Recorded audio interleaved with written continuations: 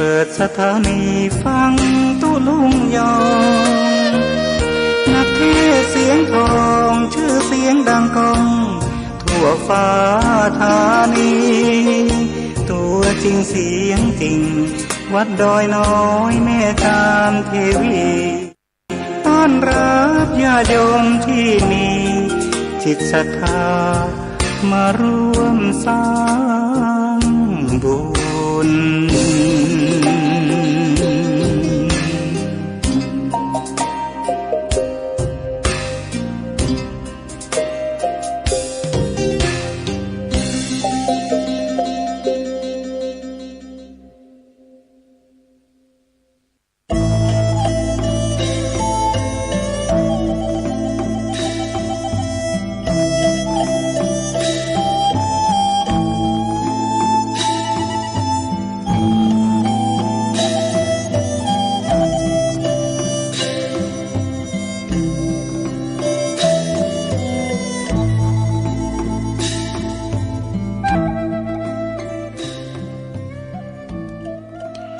วันนี้รุ่ง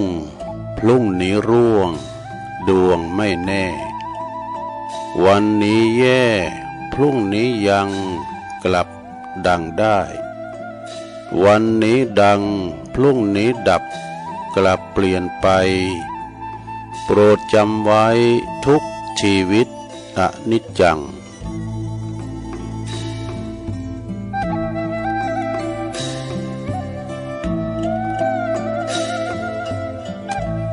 ตื่นเจ้าขึ้นมา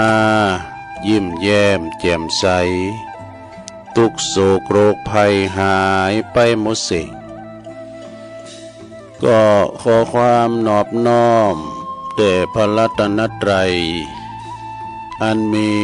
พระพุทธพระธรรมพระสงฆ์เป็นสรณะที่พึ่งขอกราบแนบได้ไหวสาถวายความเคารพมายังครูบาอาจารย์พระมหาเถรานุเถระท่านเจ้าคณะพระสังฆาธิการพระภิกษุสามเณรเจ้าจุโตนจุองค์กุวัดวาอารามพร้อมตึงสำนักที่พักทรงโตยเจริญปอนมายังบรรดาปอออกแม่ออกศรัทธาตันสาธุชนนักศีลนักบุญคุณดีตั้งหลายเนาะบ่ว่าจะเป็นปอหลงแม่หลงปอลุงแม่ป่าตั้งปีป่าหน้าเอาศรัทธาตินจองห้องวัดเฒ่าแก่หนุ่มกำใจยิงตั้งหลายแตกตื่นมื่นตามาก็มางุมswamหาโทรศัพท์เครื่องหับวิทยุก็ดี ก็มาเปิดฟังรายการนี้เปิ้นใส่จื่อตั้งจื่อว่ารายการสัพเพเหระปะกิณกะขอนลุงไก่แจ้งรายการเสียงธรรมแสงทองรายการเสียงธรรมแสงทองนี้ก็รับผิดชอบบริหารเวลา ดำเนินรายการโดยตนตัวแห่งอาตมาภาพเก่ากระผมตุลุงนันชัยวัฒน์นาคเสโนแห่งวัดพระธาตุดอยน้อยตำบลดอยหล่ออำเภอดอยหล่อจังหวัดเชียงใหม่ได้มาพบมาปะกันในยามค่ำคืนในยามค่ำคืนก่อนลุงไก่แจ้ง ในขณะที่เปิ้นกำลังลับไหลกันอยู่ในห้วงแห่งความนิทรากำลังปินอาหารตาเนาะ ก็เวลาหมออีนี่ปิ้นเวลารับเวลานอนเนาะละอ่อนเนี่ยมันเยการมันนัก เมื่อค่ำยามคืนก็ได้พักผ่อนการพักผ่อนนอนหลับนี่เป็นการที่พักผ่อนที่ดีที่สุดนะการภัยลับนี่ก็ทำฟันให้นะมาถึงกึดเนี้ยเป็นคนที่มีสติด้วยลับนี่นะเปิดจะอุ่มไปวางไปตำที่ไหนก็ได้บ่ฮู้คิงนะฉะนั้นก็คุณเฮาสวคุณเฒ่าคุณแก่อย่างเฮานี่ตื่นมาก็ปิ้นว่านอนบ่หลับนะ ก็มาซุบจับกับตุลุงเปิดเพลงบักเก่าไปแล้วก็เข้ารายการมาฟังกันไปตุลุงก็ทำการบ้านการจองตุลุงไม่การบ้านยังก็เล็บนำเล็บทำเลยกันสอหากำอู่กำจาเนี่ยสอหานำเสนออันสิ่งละเล็กละน้อยเอามานำเสนอมาปิ้นกูปิ้นกีมกับปอออกไม่ออกศรัทธาไปเตือนเล็กเตือนน้อยเป็นการประคับประคองเฮานั้นไปถึงก่อนดวงไก่แจ้งโอ้วันนี้เป็นวันพระวันศีลศรัทธาญาติโยมทั้งหลายเป็นวันดีเนอะวันเสาร์ด้วยวันศีลด้วยมีกิจกรรมยกวัดมาบ้านนะอีปอก็ดีปอหลงไม่หลงก็ดีไปวัดไปวาบ้านใดก็จูเอาให้เหนียนะหลงเนอะเนาะสมมุติว่าเฮาไปวัดนะสร้างจินตนาการขึ้นมาเนาะไหวพระรับศีลนี่นะก็จะเป็นกิจกรรมแบบเนี้ยนะถ้าเป็นวันเสาร์วันนี้ซ้ำซุบจับวันศีลเดินยีดับเลยวันนี้นะเดินยีดับวันนี้แล้ววันผู้ก่อเดิน3บะขามกึ่มไข่จะออกมาแล้ววันเวลามันลงเลยผ่านไปโดยแล้วก็เป็นวันสุดท้ายของเดือนพฤศจิกายนโดย วันผูกนี่ก็จะเป็นเดินธันวาเดือนสุดท้ายเดินแห่งความส่งใต้ปีเก่าตอนรับขวัญวันปีใหม่เป็นวันที่เราจะได้เข้าดาวกัน นับถอยหลังกันไปเนาะเอาแล้วเนาะไปอุ่นนักตัว ก่อนที่ตุลุงจะได้เอ่ยไปตั้งสถานีวิทยุคืนบุญต่างๆที่เปิ้นฮับลิงสัญญาณรายการครูบาอาจารย์ไปสู่สถานีของเปิ้นแล้วก็ส่งแผ่กระจายเสียงไปถึงพี่น้องศรัทธาเนาะที่อยู่ตั้งบ้านตั้งจองก่อนที่จะเอ่ยตุลุงก็จะนำไหวพระให้เกินเน้อเปิดความเป็นสิริเป็นมังกละเป็นมงคลกับตนกับตัวกับขอบกับครัวของเฮาเนาะลูกหลานตันเต่าอยู่ดีมีสุขเน้อขจัดปัดเป่าโพยภัย สิ่งที่เป็นเสน่ห์จังไรอันตรายทั้งหลายมาลายหายสิ้นนี้ไกลแสนโยชน์แสนว่านำป่าสิ่งที่เป็นมังกละเป็นมงคลเข้าคุ้มโหหอเฮินของเฮาเน้อเป็นขอบโพอบอุ่นมีความสุขอุโมนเจ้าหวานกันเน้อพร้อมแล้วกราบ1กราบ2กราบ3อิมินาสกาเลนะพุทธังอภิปูชยามะอิมินาสกาเลนะธัมมังอภิปูชยามะอิมินาสกาเลนะสังฆังอภิปูชยามะอะระหังสัมมาสัมพุทโธภะคะวาพุทธังภะคะวันตัง อภิวาเทมิสวากขาโตภะคะวะตาธัมโมธัมมังนะมัสสามิสุปฏิปันโนภะคะวะโตสาวกสังโฆสังฆังนะมามินะโมตัสสะภะคะวะโตอะระหะโตสัมมาสัมพุทธัสสะนะโมตัสสะภะคะวะโตอะระหะโตสัมมาสัมพุทธัสสะนะโมตัสสะภะคะวะโตอะระหะโตสัมมาสัมพุทธัสสะ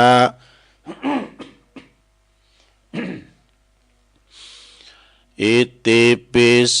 ภะคะวะอะระหังสัมมาสัมพุทโธวิจาจารณะสัมปันโนสุขโตโลกวิโต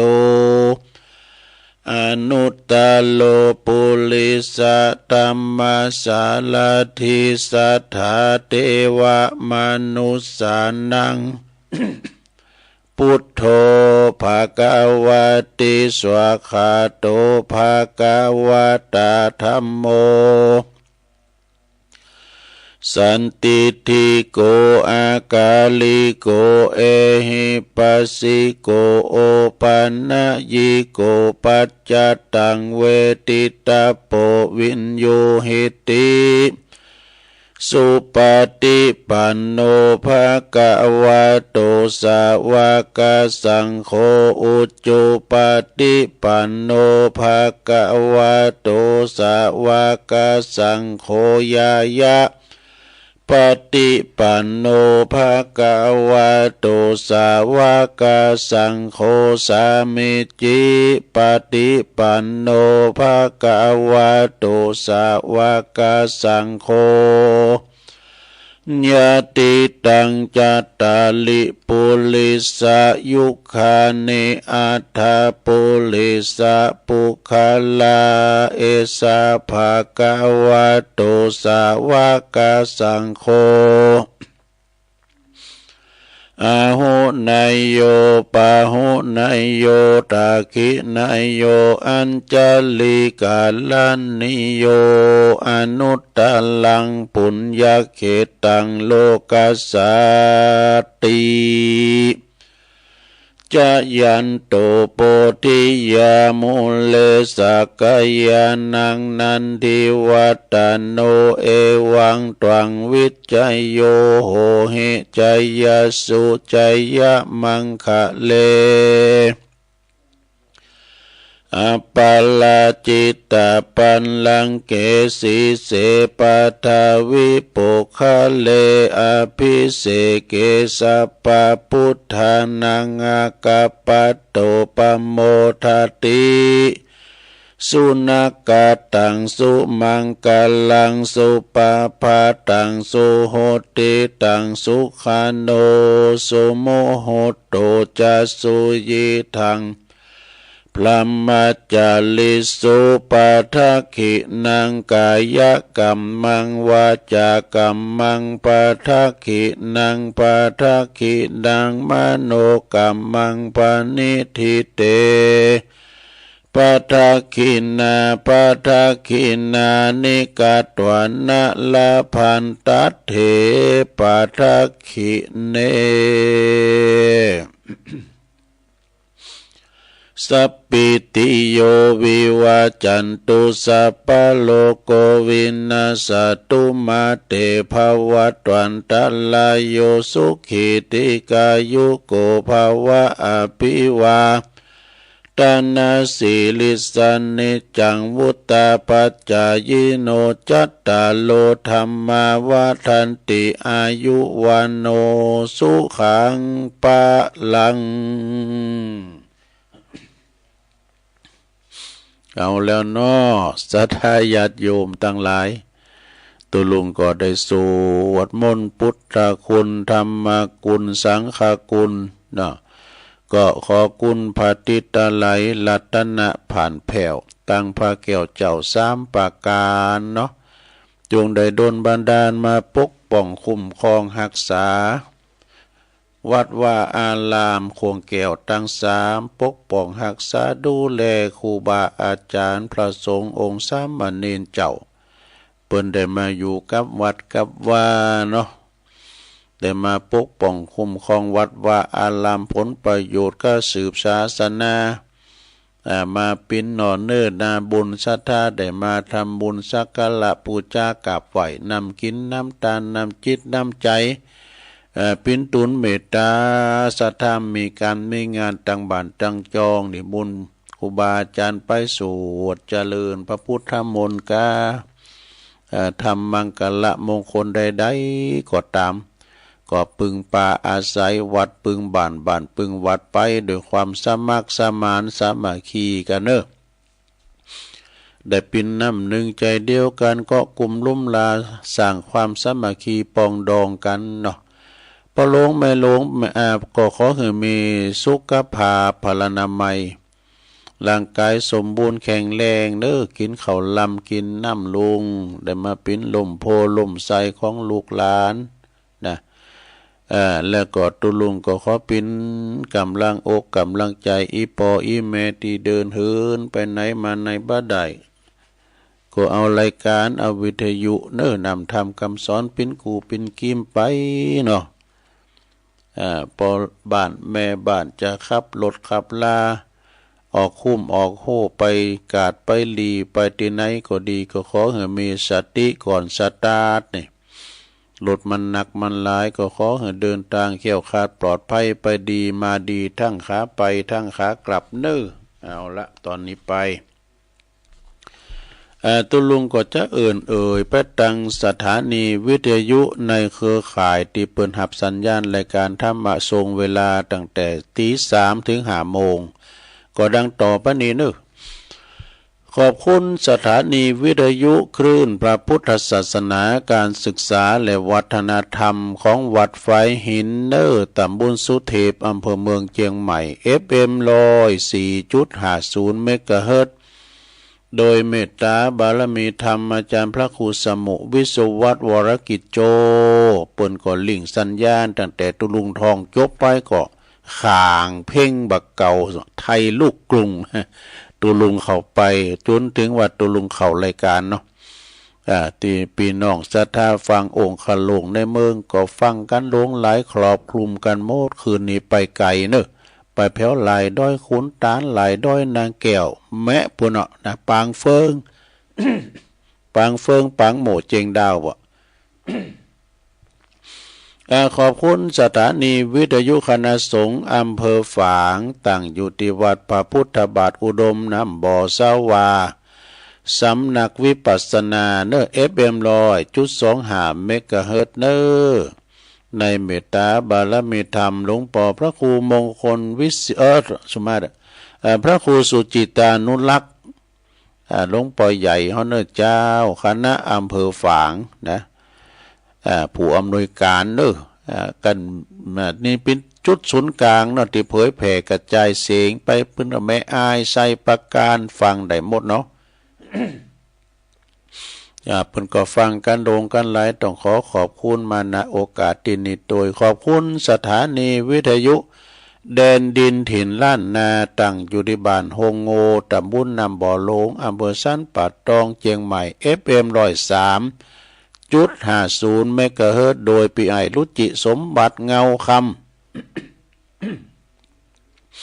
อันนี้เป็นเจ้าของผู้อำนวยการสถานีเฮาเนาะสองเท่าเฝ้าลานตั้งนำบ่อลงโดยขอบคุณสถานีวิทยุชุมชนคนเหนือเขื่อนอันคลื่น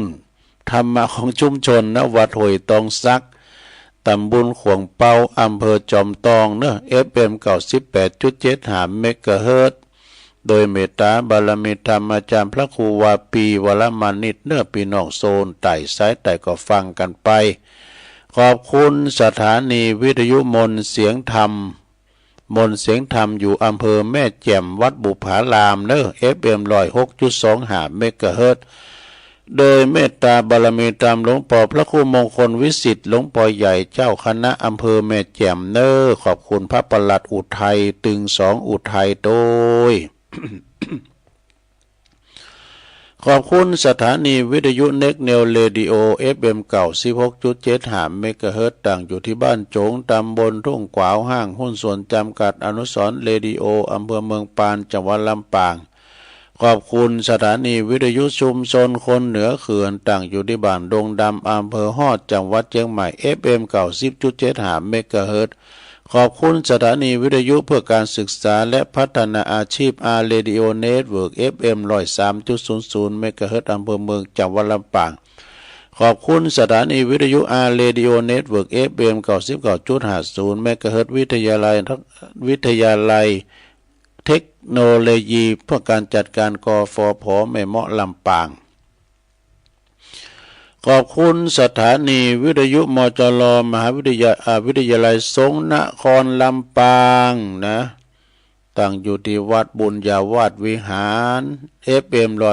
106.50 เมกะเฮิรตซ์โดยท่านดร.จิรศักดิ์ปันลำผู้อำนวยการสถานีวิทยุของเฮาและขอบคุณท่านดร.แอมดีเจแอมโดยเนอเปิ้นลิงสัญญาณเป็นนอกตังเมืองเขตลางนครลำปางเนี่ยเปิ้นฟังกันโลงหลายครอบคลุมหลายอำเภอเนอแล้วก็สีคำเรดิโอพี่น้องบ้านไกนาเหลืองนอกอำเภอเวียงสาจังหวัดน่านเนอ FM 92.50 เมกะเฮิรตซ์เนอนี่อันนี้เป็นรายนามรายจือตีอาจารย์พระครูอภิวัฒนวิกรมเปิ้นโจทย์มาหือตุลุงกบได้เอ่ยเปิ้นไปนะรายนามที่เปิ้นได้ว่าลิงก์สัญญาณไปเนี่ยสดาถ้ามีเปิ้นเฮาก็ไม่ได้ฟังนะเปิ้นก็ปินล่ำปินน้อเนาะรอรับสัญญาณนะสดาลิงก์สัญญาณตุลุงก็ยิงตรงไปนะจะว่าไปจัดรายการเดี๋ยวอยู่เพื่ออยู่วัดปากตางเจริญเป็นนาอีบัจจัยก็หมายความว่าจัดที่วัดไผวัดมันนะตุลุงก็จัดห้องทรงที่วัดพระธาตุดอยน้อยยิงสัญญาณไปปุ้นไปที่น้องเจบุญที่วัดปากตางเจริญวัดปากตางเจริญในปิ้นโหจ่ายดูจ่ายไปตามสถานีต่างๆที่ไปเนี่ยนะฉะนั้นต้องขอบคุณทางเจ้าของสถานีทุกคนทุกท่านทุกสถานีเนาะที่ให้ความสำคัญในการเผยแผ่ธรรมออกตั้งคืนที่คุณเฒ่าเปิ้นนอนบัดรับเปิ้นฟังกันไปเนาะศรัทธาญาติโยมทั้งหลายครูบาอาจารย์ก็หลายตุนที่เปิ้นได้มาออกรายการเสียสละนะอดตารับครับตานอนเนี่ย เพื่อความคุ้นเคยหรือว่าเพื่อความสุขของพี่น้องประชาชนเนาะบางคนบางตันนี่ก็กึดหนักกึดหลายกึดถึงญาติต่างๆก็ฟังรายการนี่ก็คลายความกึดไปนะคลายความกึดไปก็เป็นกูเป็นกีมกันไปเนื้อสดาวันนี้เป็นวันพระวันศีลเดินยีดับพอดีเนอวันนี้ก็จะมีกิจกรรมเป็นวันเสาร์ด้วยเราจะได้ทำพิธียกวัดมาบานนะกิจกรรมสมมุติว่าเราไปวัดไปวาในโลกเนอไปวัดไปว่าสั่งจินตนาการไปเอาอกเอาใจอีปออีแม่ที่เดินเหินไปไหนมาวัดมาว่าบ้าใดก็จู้อันเนี่ยเนอนะจู้อันเนี่ยไปอุณากาตัวต่อไปเขาจะได้โยงขันหาโกฏหากันเป็นลำดับต่อไปเนอะว่าพร้อมกันไปเลยเนาะนะมาเมปุตังกุณาสากลันตังนะมาเมธัมมังมุนิลาจาเตสิตังนะมาเมสังฆังมุนิลาจาสาวกังอาจาโยโนปันเตอาชากัมมายาถาปะเลยาถามุลลาเหยาถาอากุสเลเยมายังพุทธธรรมสังฆาเตสุติรัตเนสุอาติเตวะปัจจุปันเนวะอวิวายติวะลาโหวากายเยนะวาวาจายาวามนัสสวาปมาตังวาอากาละวังวาอากาสิมหาติสวายาถาธัมมังปฏิกะโลมาเตสังโนปันเตพุทธาติลัตนังอนุกัมปังอุปัฏฐายาอาจายังอาจายาโตปฏิกันหัตตุคัมมันตุสัพพังโตสังอายาติงสังวัลลิสามะกุณเนวังกัลลิสามะสันจิจโตสังอาสันจิจโตสังสัพพังโตสังขมันตุโนเอาแล้วจบไปอย่างหนึ่งแล้วเนอะสถานเนอะตุลุงก็ปิดเพลงแล้วเนอไผโทรเข้ามามีหยังจ๊ะพี่ยังเนอกระเดียวมันจะรบกวนโสดประสาทหูตุลุงเนาะ ก็เดี๋ยวก็ว่ากันอ้าวต่อไปสุมาเข้าพิคหานึนะมา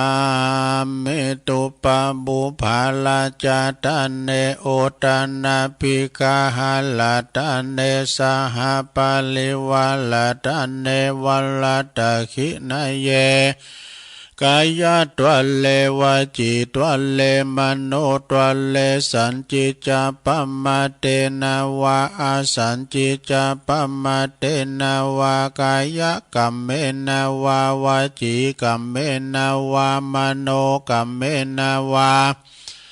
อติตาโตสังปัจจุปันนโตสังสัพพังโตสังกัมมันตุโนตุติยามปิตาติยามปินัมมะเมตุปะบุภาลาจาตันเนโอตันนาปิคาหาลาตันเนสหปาลิวาลาตันเนวัลตะขินะเยกายะตัวเลวจิตัวเลมโนตัวเลสันจิจาปัมมาเตนะวะอาสันจิจาปัมมาเตนะวะกายะกัมเมนะวะวจิกัมเมนะวะมโนกัมเมนะวะอติตาโตสังปัจจุปันนโตสังสัพพังโตสังฆมันตุโนเอาแล้ว ตอนนี้ไปก็จะได้โยงเข้าพระเจ้าเนอะลงเนอะโยงเข้าพระเจ้าให้ก่อนว่าพร้อมกันไปเลยอิมังโอตานาปินดาตานังติลาตานานังสากาจังเตมาปูเจมาตุติยามปีอิมังโอตานาปินดาตานังติลาตานานังสากาจังเตมาปูเจมาตาติยามปีอิมังโอตานาปินดาตานังติลาตานานังสากาจังเตมาปูเจมาติกาลตังหิตายาสุขายะยาวันนิปานายาสังวัตันตุโนเอาต่อไปจะได้โยงต่อไปก็โยงเข้าบาทนะมาโบราณอื่นมาละการโยงเข้าบาทในหันปอดจานคนเฒ่าคนเก๋นี่เปิ้นจะเอาเข้ากล่องกติกาเนี่ยเปิ้นจะไขฟ้าเห็นเนอะจ่อใส่เก่าใส่โหไอออกจุ่งจะไปคลายมืดมันจะยิน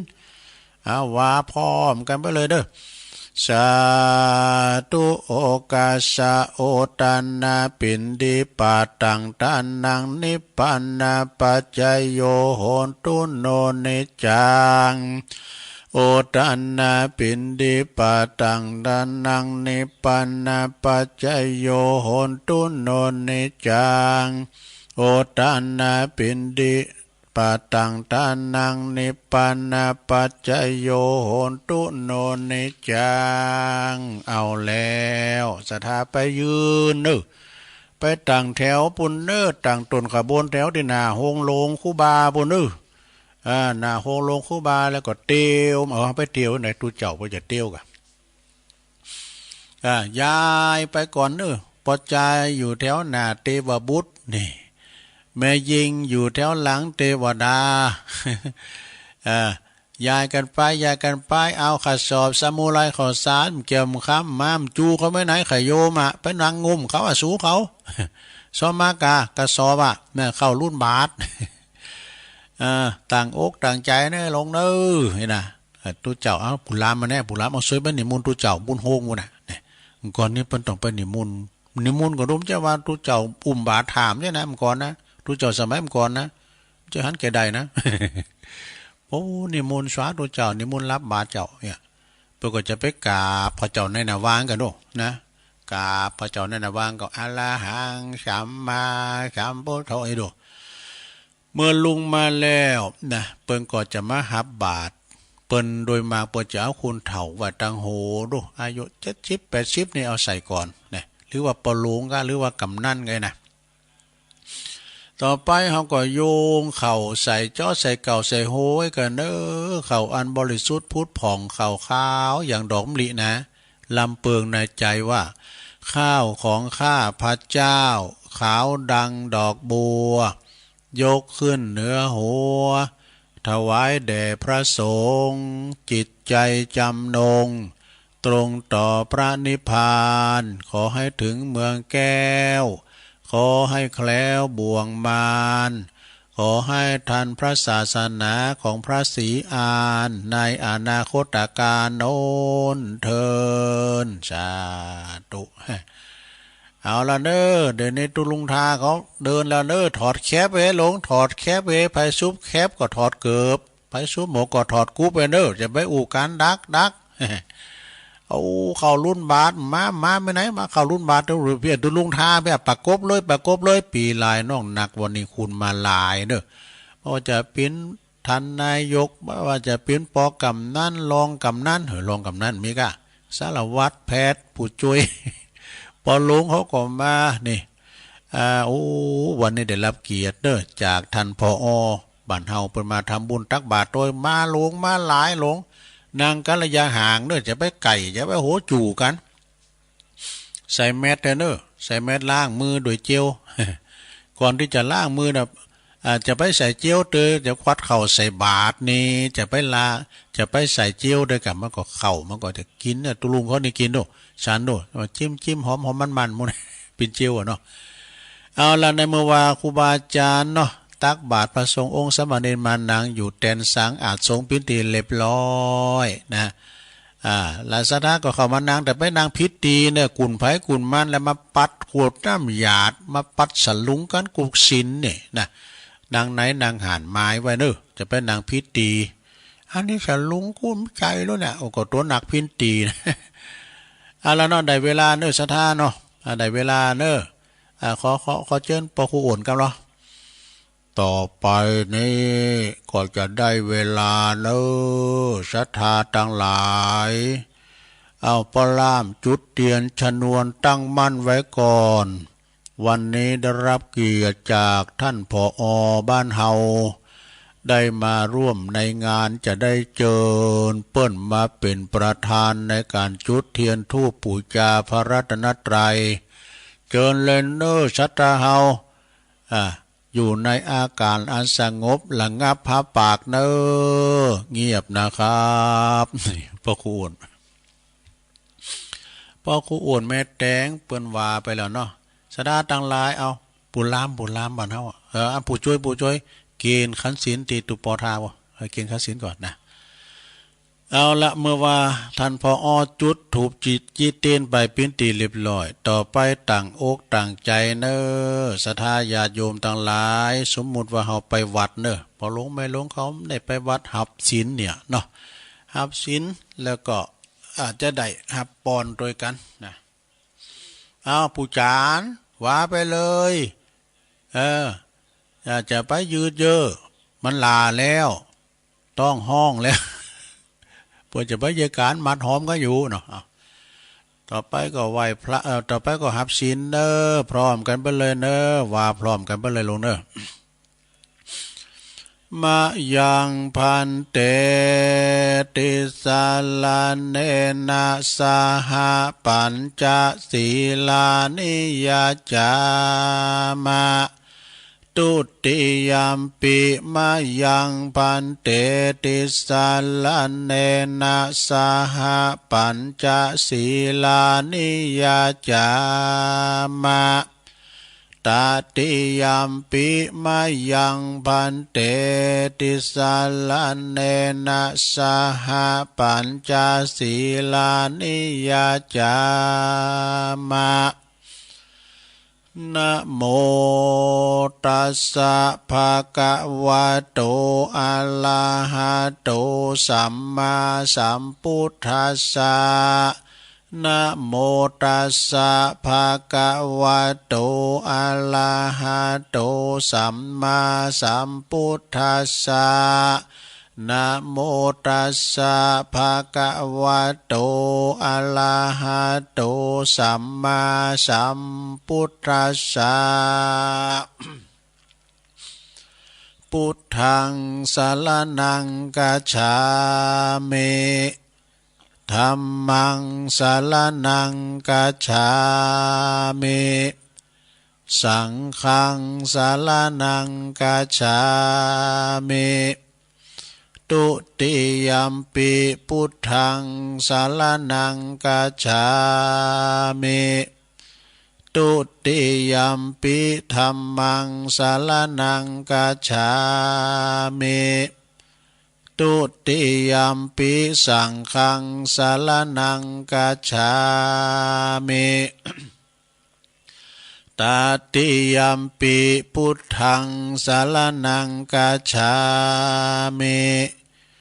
ตติยัมปิธัมมังสรณังกัจฉามิตติยัมปิสังฆังสรณังกัจฉามิติสรณะคัมนังนิธิตังปานาติปาตาเวละมณีสิกขาปะทังสัมมาทิยามิอะทินนาทานาเวละมณีสิกขาปะทังสัมมาทิยามิ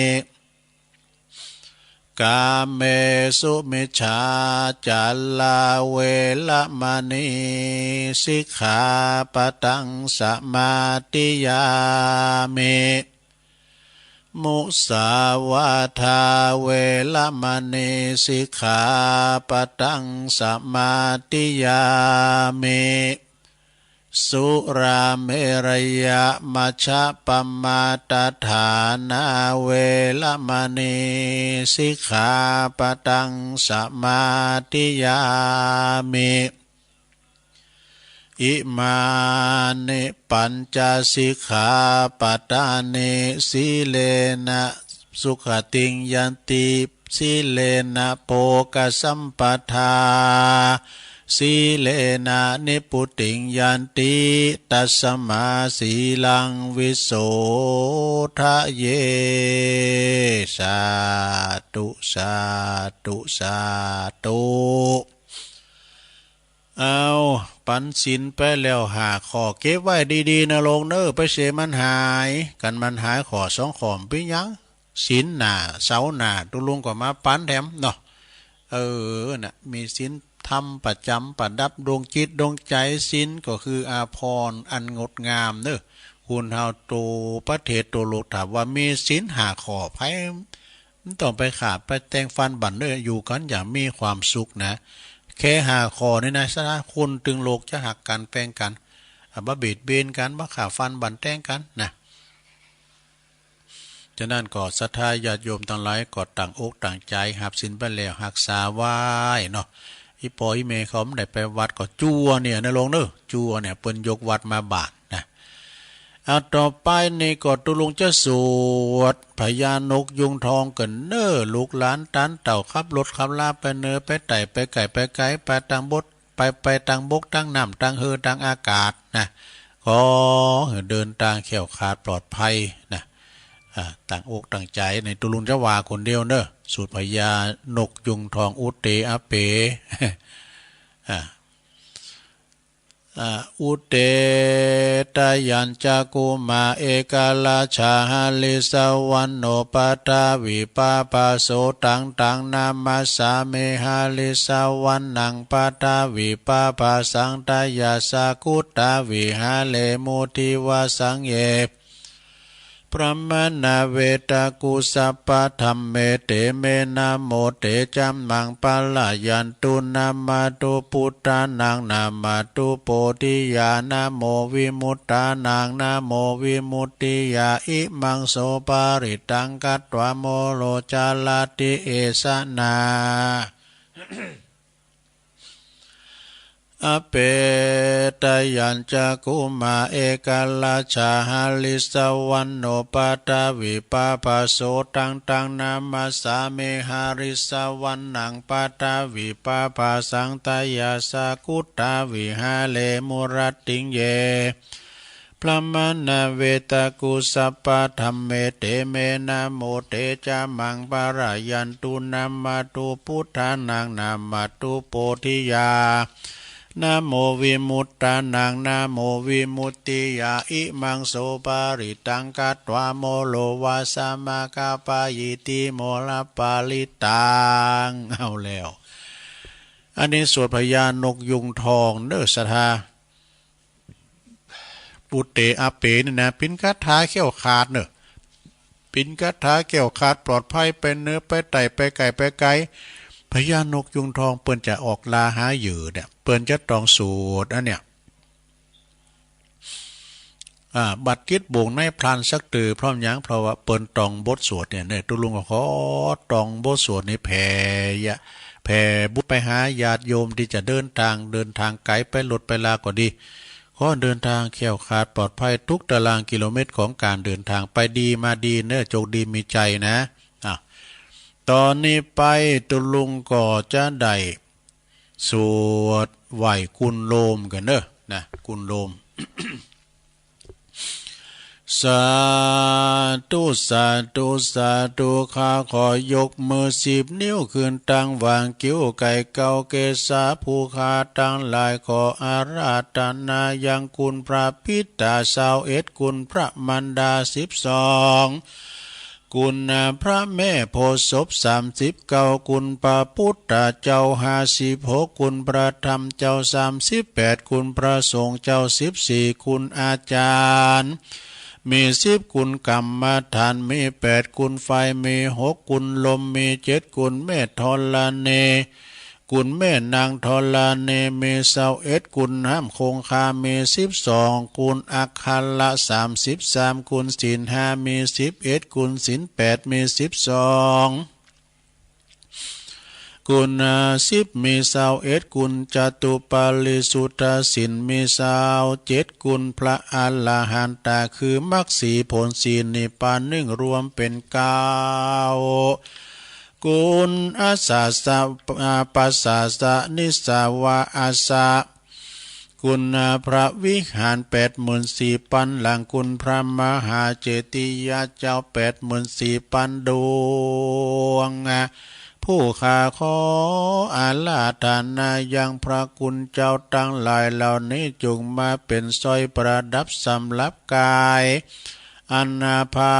เสริฐเมื่อผู้ข้าตั้งหลายได้เสี่ยงชีวิตในสังขารปีใดเดินใดวันใดยามใดคืนใดดังอันก็ดีผู้ข้าขอ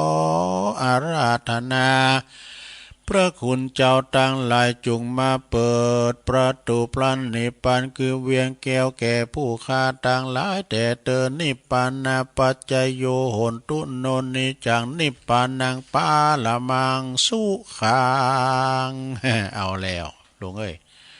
จบไปแถมอย่างหนึ่งแล้วเนาะจบไปแถมอย่างนึงแล้วตอนนี้ไปอย่างแถมดุก็จะได้แผ่เมตตาก็แฮเนาะแผ่เมตตากับสัมภาสัตก่อนเด้อแผ่เมตตาสัมภาสัตแผ่เมตตาตัวเก่าเฮาก่อนกันเนาะแผ่ตัวเก่าเฮาก่อนค่อยแผ่สัมภาสัตว่าพร้อมกันไปเลยอาหังสุขิโตโหเมขอให้ข้าพระเจ้ามีความสุขนิทุโขโหเมปราศจากความทุกข์อเวโรโหเมปราศจากเวรอภยาปัชโชโหเมปราศจากอุปสรรคอันตรายทั้งปวงอนิโคโหเมปราศจากความทุกข์กายทุกข์ใจสุขีอัตนังปริหาราเมมีความสุขกายสุขใจรักษาตนให้พ้นจากทุกภัยทั้งสิ้นเถิดสาธุอันนี้แผ่เมตตาตัวเก่านะสดาเนอะต่อไปแผ่ให้สัมภาสัตทั้งหลายน้อยใหญ่แต่มดดำมดแดงหมดที่เฮาได้คบได้กินได้ยำได้นั้นมันตายไปก็ดีด้วยความตั้งใจของเฮาแผ่เมตตาเขาไว้เนอะสัพเพสัตตาสัตว์ทั้งหลายที่เป็นเพื่อนทุกข์เกิดแก่เจ็บตายด้วยกันทั้งหมดทั้งสิ้นอเวราโหนตุจงเป็นสุขเถิดอย่าได้มีเวรแก่กันและกันเลย อัพพยาปัชชาโหนตุจงมีความสุขเถิดจงเป็นสุขเถิดอย่าได้เบียดเบียนซึ่งกันและกันเลยอะนิคาโหนตุจงเป็นสุขเถิดอย่าได้มีความทุกข์กายทุกข์ใจเลยสุขีอัตตานังปริหารันตุจงมีความสุขกายสุขใจรักษาตนให้พ้นจากทุกภัยทั้งสิ้นเถิดเอาแล้วว่าไทยปักกุบทำกรรมนึงก่อนลงเนอะเป็นกรรมไทยดำเนินเกินเป็นกรรมกรอนไว้นี้นะข้าพระเจ้าขอตั้งจิตอุทิศผลบุญกุศลนี้แผ่ไปให้ไพศาลถึงบิดามารดาครูอาจารย์ทั้งลูกหลานญาติมิตรสนิทกันคนเคยรักเคยชังแต่ครั้งไหนขอให้ได้ในกุศลผลของฉัน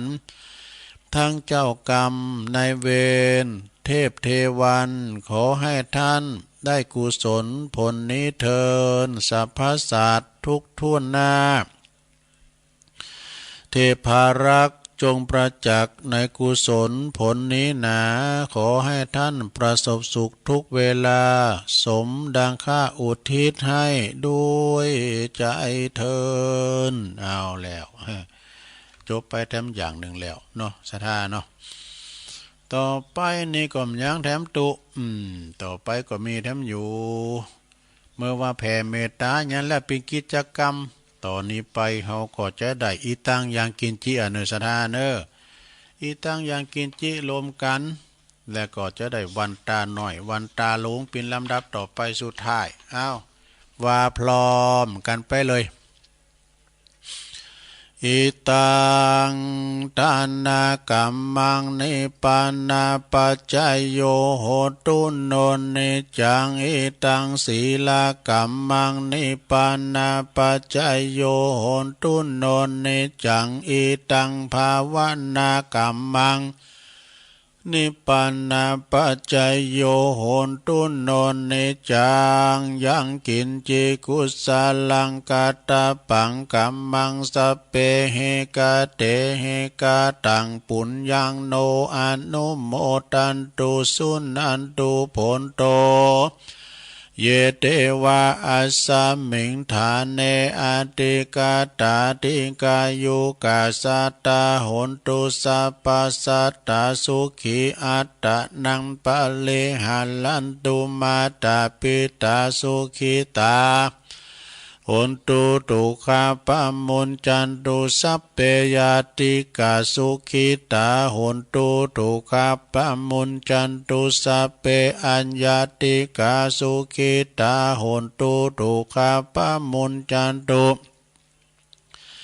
สัพเพปิสาสัพเพยาขาสัพเพเปตาสุขิตาโหนตุตุขาปะมุนจันตุสัพเพนาคาตาสุขิตาโหนตุตุขาปะมุนจันตุสัพเพเทวาสุขิตาโหนตุตุขาปะมุนจันตุสัพเพอาจาริยุปัจจยสุขิตาโหนตุตุขาปะมุนจันตุสัพพสัมปติโยสามิจันตุโว มันจะเหมือนกันนะหลวงนะพิดกันไปหน่อยหนึ่งสำหรับเชียงใหม่ละปูนนะต่อไปวันลาพระเจ้านะวันตาหลวงก่อนเนาะวันตาเมพุทธังสัพพเมโตสังฆมัทธัมเมพันเตวันตามิธัมมังสัพพเมโตสังฆมัทธัมเมพันเตวันตามิสังฆัง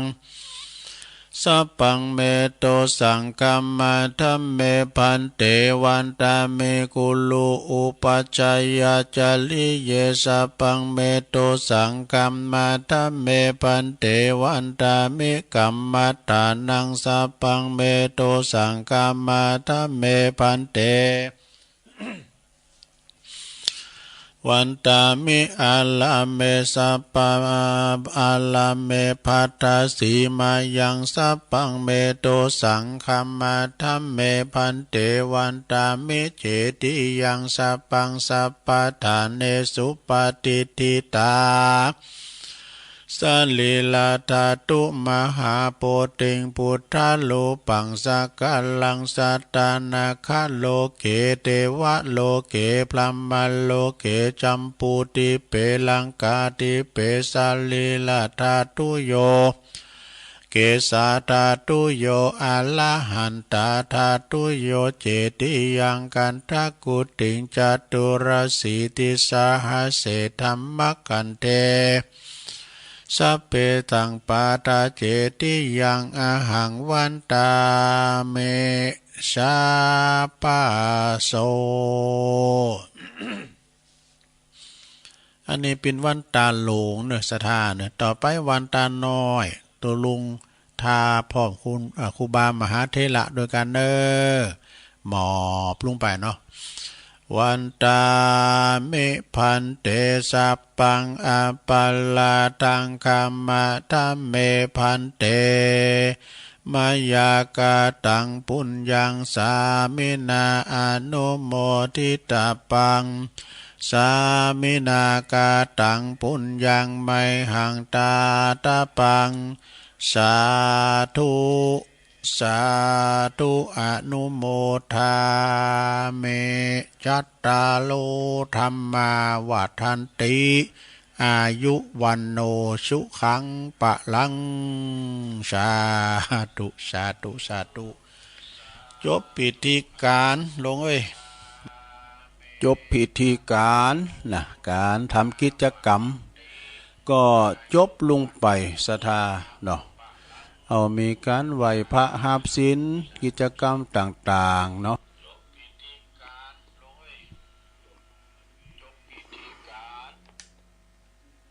เอาแล้วศรัทธาญาติโยมทั้งหลายจบพิธีการวะเพิ่นว่ากิจกรรมก็จบไปเนอะศรัทธาเท่ากากิจกรรมนี่ก็กินเวลาไปถึงปิดกึ่งชั่วโมงเหมือนกันเนอะอันนี้ก็แบบย่นย่ออยู่นะกันไปที่อื่นที่ไกลก็จะหนักไปกว่านี้เนาะศรัทธาญาติโยมจบลงไปแล้วตอนนี้ไปกำเดียว ตัวลุงก็จะได้พักไว้ก่อนเนาะพักครึ่งไว้ก่อนจิบน้ำจิบน้องก่อน และกันเดียวนี้ตอนที่2ชั่วโมงที่2นี่ก็จะนำเสนอน้อมนำเอาพระธรรมเทศนามรดกธรรมเนอะเป็นมรดกธรรมที่จะเตะถึงมันเปาะมันมันเพาะมันเปิงกับวันศีลโดยวันนี้นะมันเปิงกับวันพระวันศีลโดยจะเตะนำเตะธรรมแบบพื้นเมือง ทำเก่าทำเดิมเจ้าภาพวันนี้ก็ปอสมศักดิ์แม่เพนขาวเตี้ยอันนี้เป็นอยู่ปุ่นเนอตาจ้างเวียงหนองหล่องปุ่นนะอำเภอเวียงหนองล่องเปิ้นก็ว่าขอฟังนำฟังธรรมสัพพะทานังธรรมะทานังชินาติจะอุทิศบุญกุศลแผ่พายย้ายบุญไปหาปะอุ้ยน้อยปันแม่อุ้ยเงินจินาอิเนอตีลงรับดับขันไปแล้วก็มีนายอเนกไซกาวินนี่ก็จะตานนำตันทำไปหาป่อสอนชัยไซกาวินโดยจะได้ฟังเทศฟังธรรมรวมกันเนาะพี่น้องสายไต่โซนไต่พร้อมกับหมู่เฮาเจ้าขาตั้งหลายตอนนี้ไปตุลุงพักกำเดียวกันเนอะพักกำเดียวมาปุบมาปักกันตอน2กันต่อไปเนอะเจริญปอน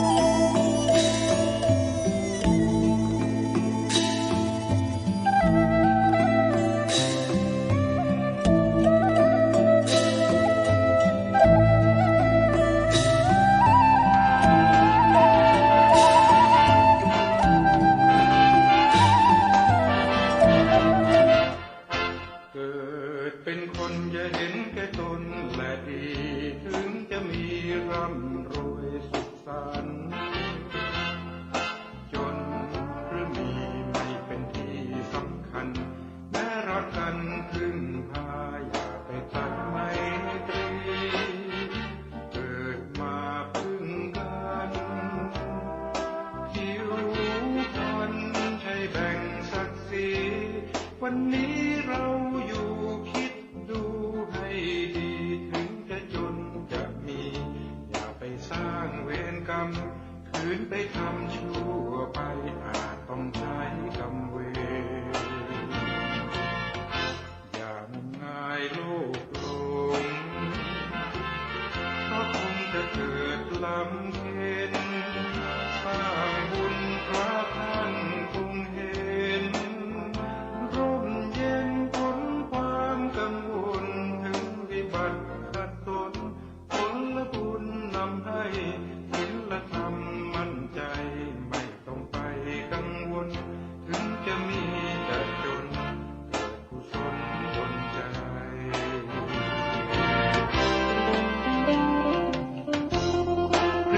ประกาศสอนอีคุณพรโทษคนเสน่ห์คน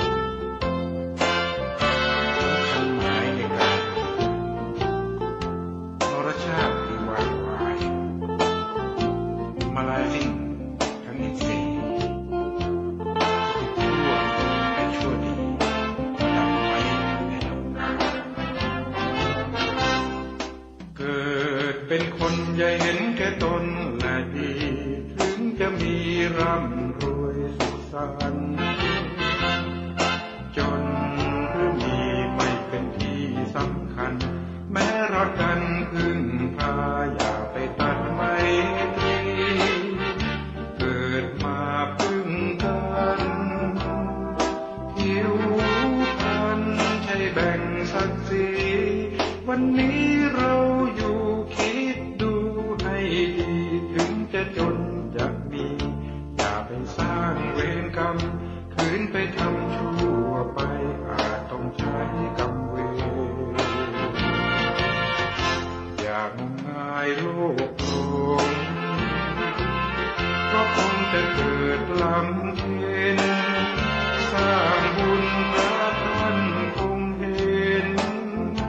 ร่มเย็นพ้นความกังวลถึงวิบัติขัดตนผลบุญนำให้ศีลธรรมมั่นใจไม่ต้องไปกังวลถึงจะมีจะจน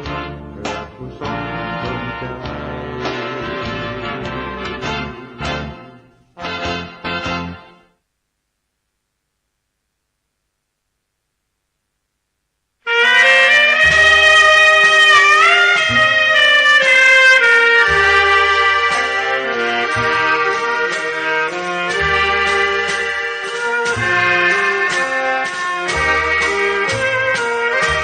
คนเรามีกรรมเหมือนคำพุทธภาษิตว่าเกิดมาใช้หนี้ชีวิต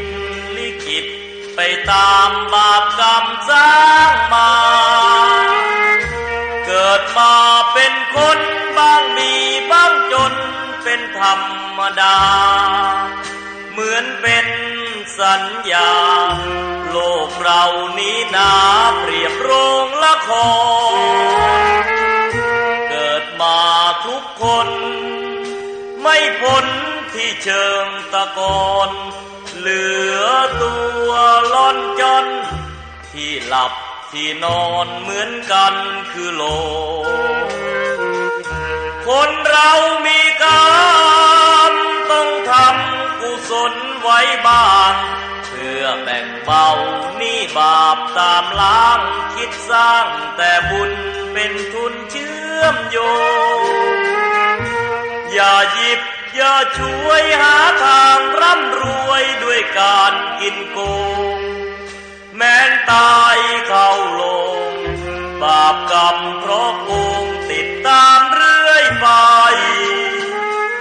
ถึงเป็นเศรษฐีมั่งมีเงินทองเพียงใดหมดลมแล้วไม่อาจนำเงินไปได้เลยสักคนเวรกรรมตามทันเห็นกันด้วยตาก็บ่อยเข้าอยู่ในคุกไม่ใช่น้อยไม่ค่อยจดจำในความทุกข์ทนส สวรรค์ในอกและมีนรกในดวงกมลขอเตือนทุกคนว่ามีหรือจนไม่เห็นสำคัญหมดลมหายใจแล้วไปนอนเรียงเคียงกันที่ป่าช้านั้นไม่พ้นมือฉันพวกสับเปลอ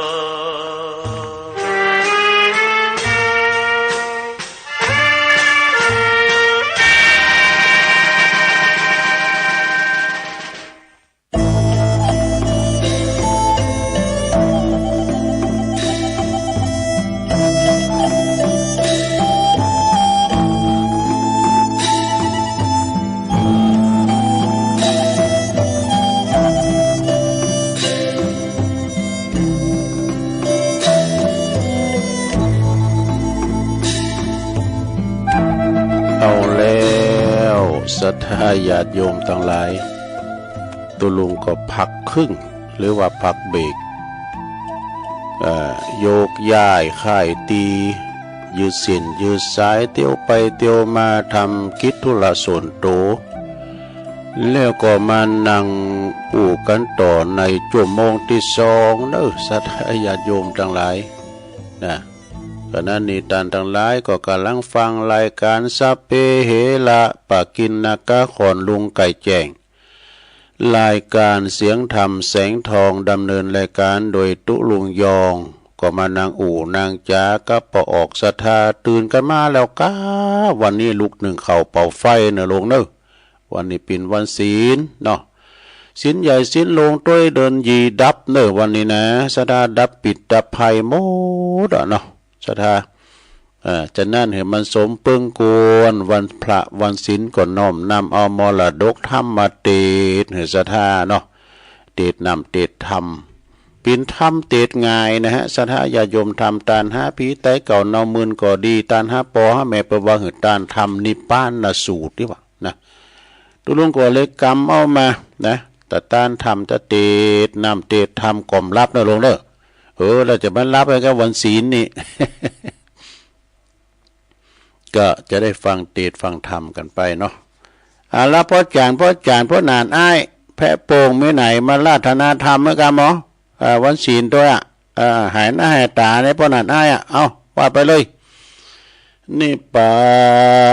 นังเยนะกะลังลัมมังเยนะกะไสยังปันดิโตตังโนมากังอุติสีตุงธรรมะมุตตะมังปัจจังอาลาธานังกะโล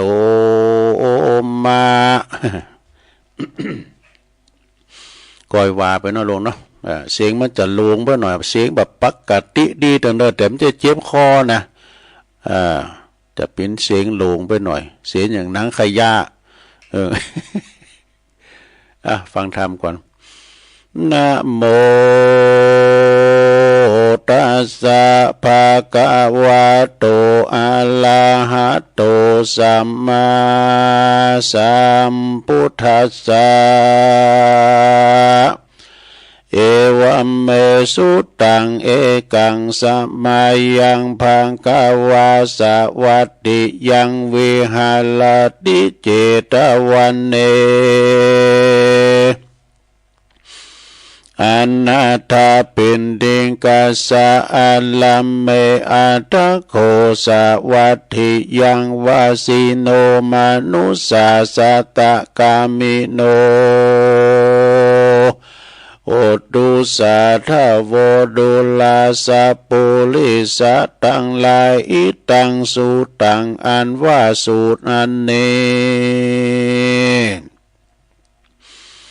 ชื่อว่านิพพานสูตรอันตันมหาอนันตเถรเจ้าหากได้สดับรับฟังจากมุขตัวราจากข้าอุบแก้วตนผ่านแผ่วสัพพัญญูด้านก่อนนำมาเมื่อเขาประชุมนุมแก่มหากัสสปะเถรเจ้าเมื่อเขาประชุมสังฆายนาธรรมวันนั้นว่าดังนี้พันเต ข้าแต่มหากัสสปะเถนเจ้าอันว่าพระเจื้องเงาโพธิญาณเมื่อยังทรมานอยู่ในป่าเจตวันโพธบรรณาสัตว์ทั้งสี่หมู่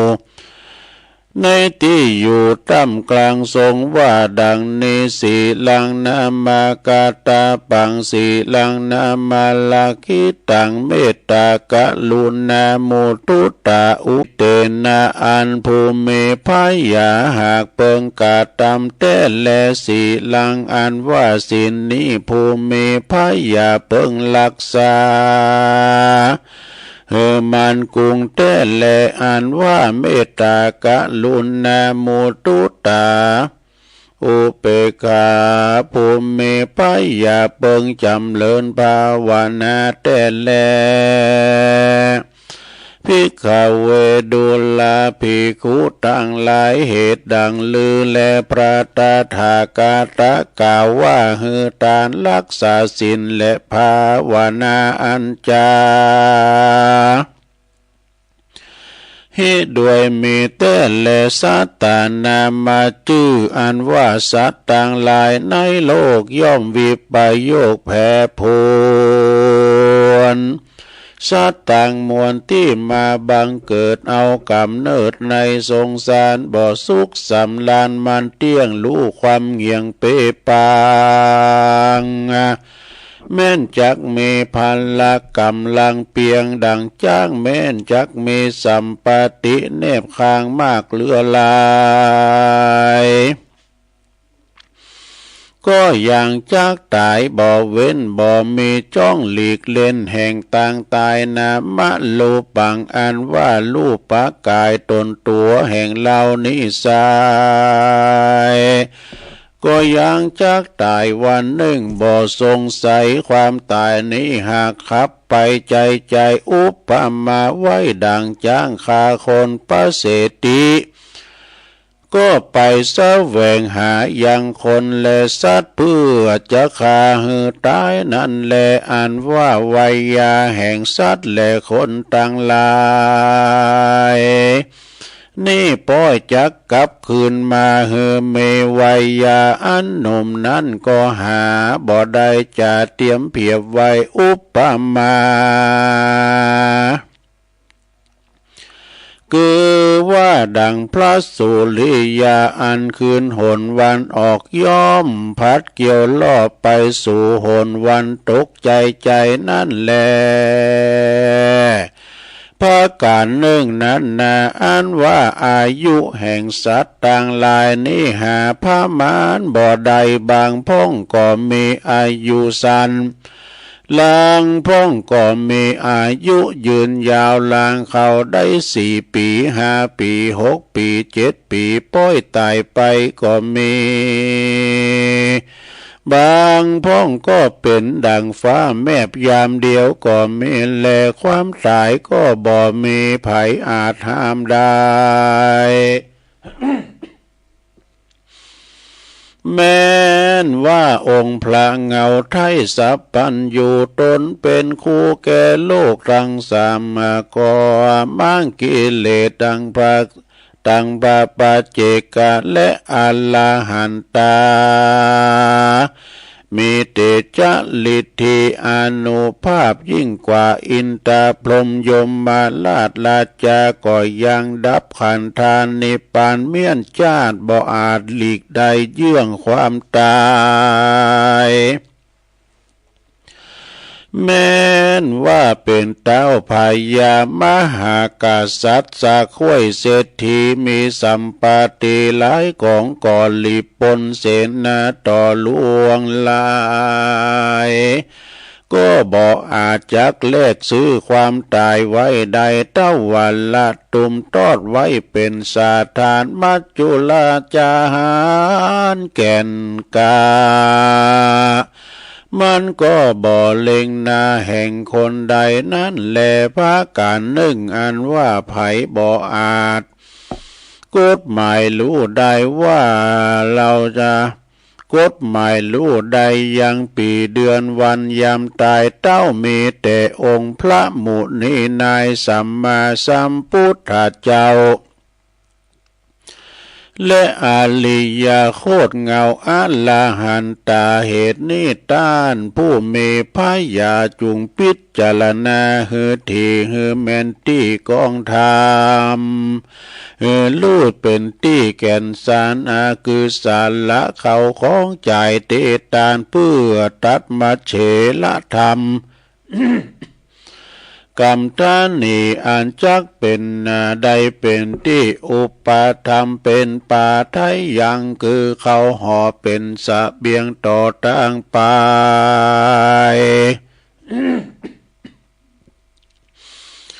คงควายหาพัดใจตั้งสี่ฮือแม่นที่กองทำอย่าโลภอำนำมาจุกใจอย่าฆ่าสัตว์ตัดชีวิตง่ายเมื่อตูนตา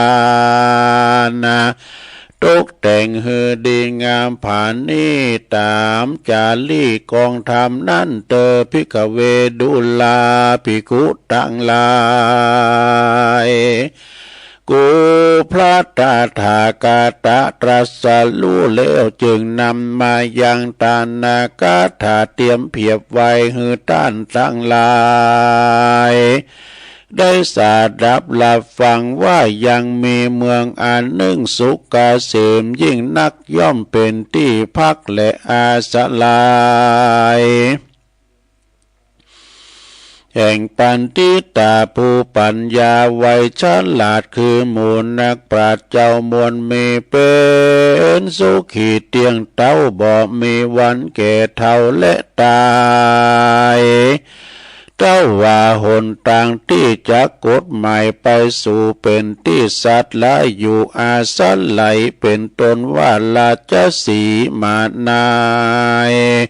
เสือโครงและเสือเหลืองทรงครางกายและจ้างลายและผีป่าเนื้อลายล่าตามต่างแม้นว่าปุกกาละโพใดมาใครไปเฮือลอดเฮือมีปัญญารู้รอบมั่นกุงอยู่กับตนอันหนึ่งเป็นหนทางไกลไปยากต้องเตรียมเขาของมากหลายประการอันจักเป็นเสบียงต่างไปนาจึงจักโพ้นป่ายืดยาวไกลนั่นแล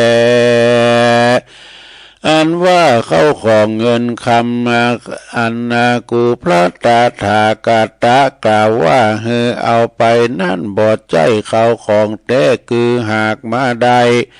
อานิสงส์ส่วนบุญตานั้นจ่อพระก่อไปด้วยศีลธรรมภาวนากรรมและเอาแก้วทั้งสามเป็นที่เปิ้งอาสลายเป็นที่จังที่เปิงอาสาไหลและเอากุญแก้วทั้งสามเป็นที่เปิงบทล่ำเปิงนั้นว่าพุทโธเมนาโธธัมโมเมนาโธสังโฆเมนาโธป่า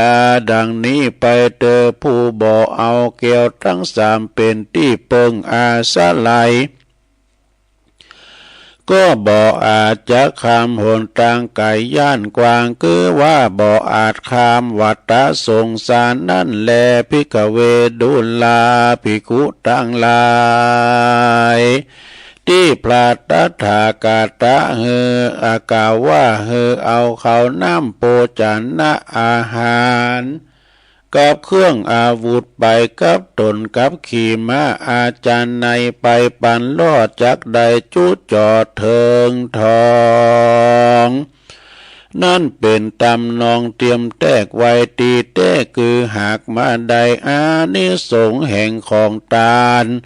กับต่างอานิสงส์ศีล5ศีล8ศีล10แขวดเตรียมไปที่ว่าดาบกันใจดามแก้วสีเทียนกับตนกับขี่ม้าอาจารย์ในไปปันลอดที่แท้คือหากมาได้อานิสงส์ภาวนา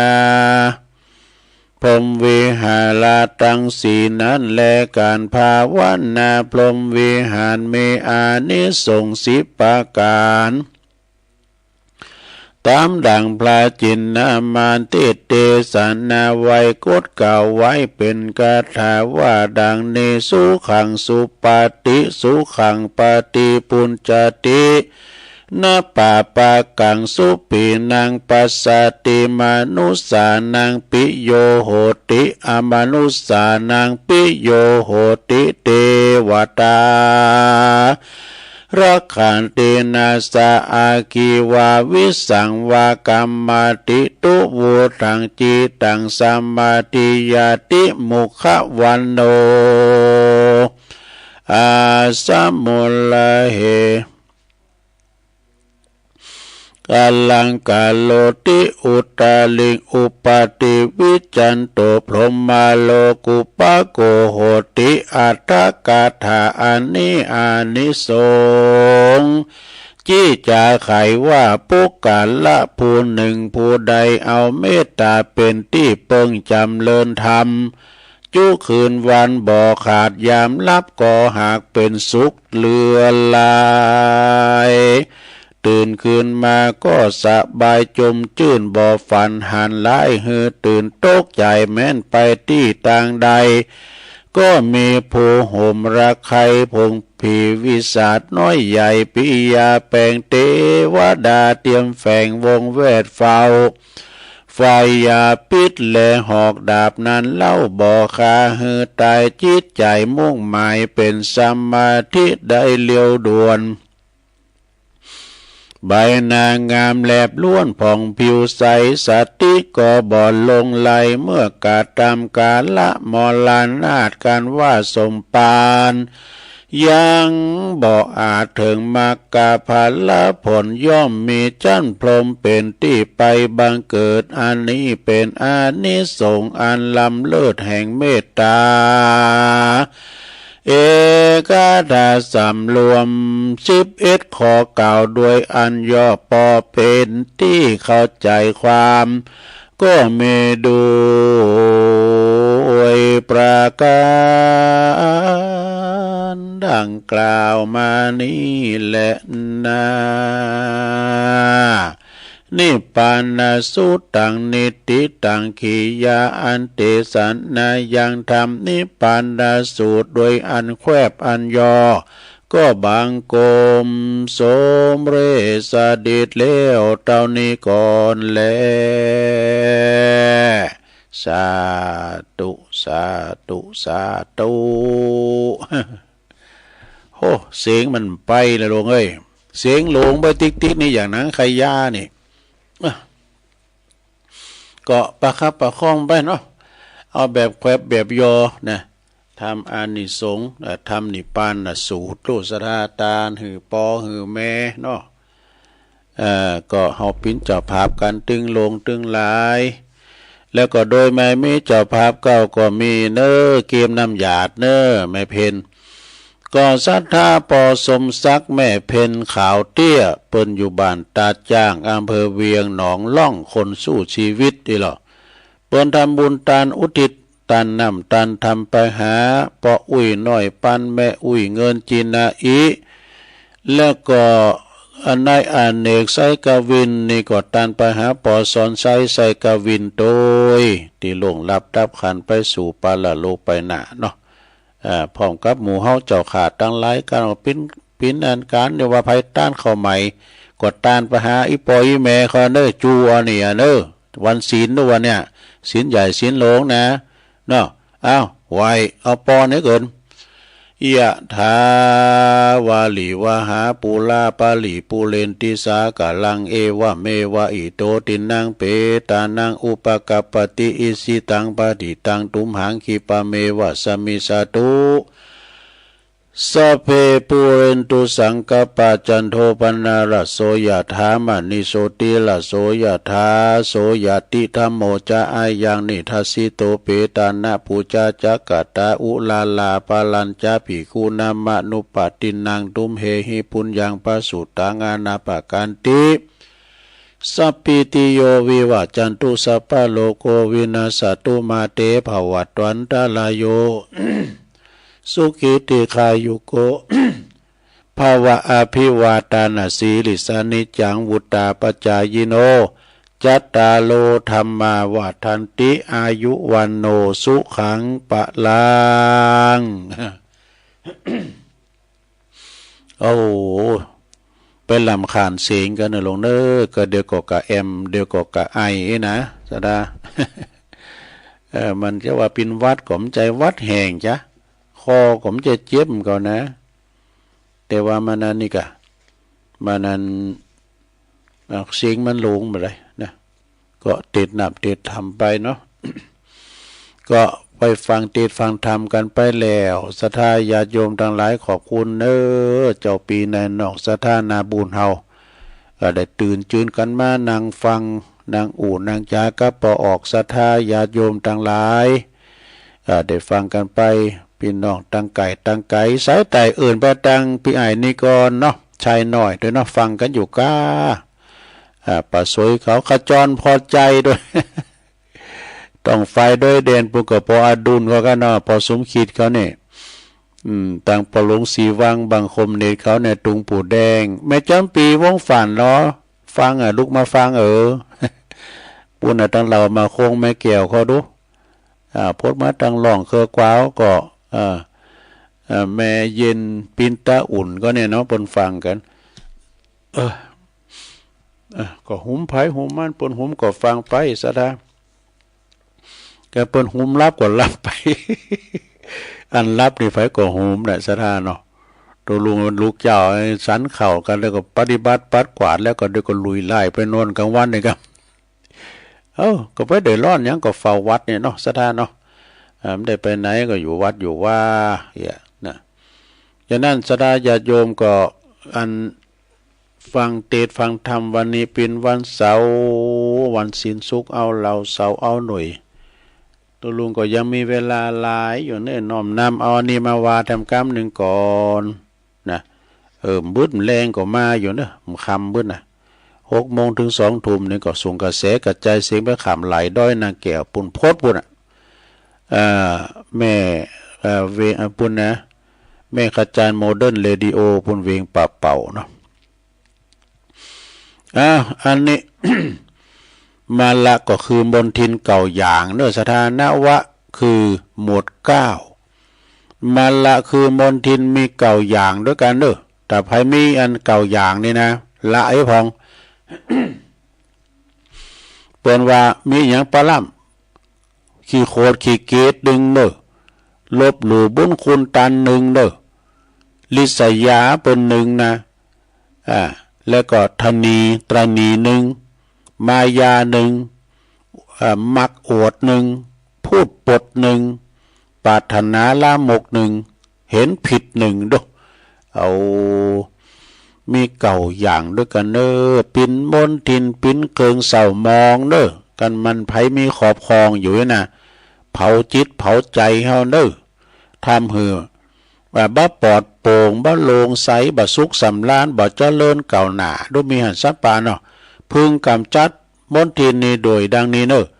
การเอาโขดเฮาเกณฑ์นากำจัดโดยหยังเมตตากรุณาเนอเอามาข่มแป้มัน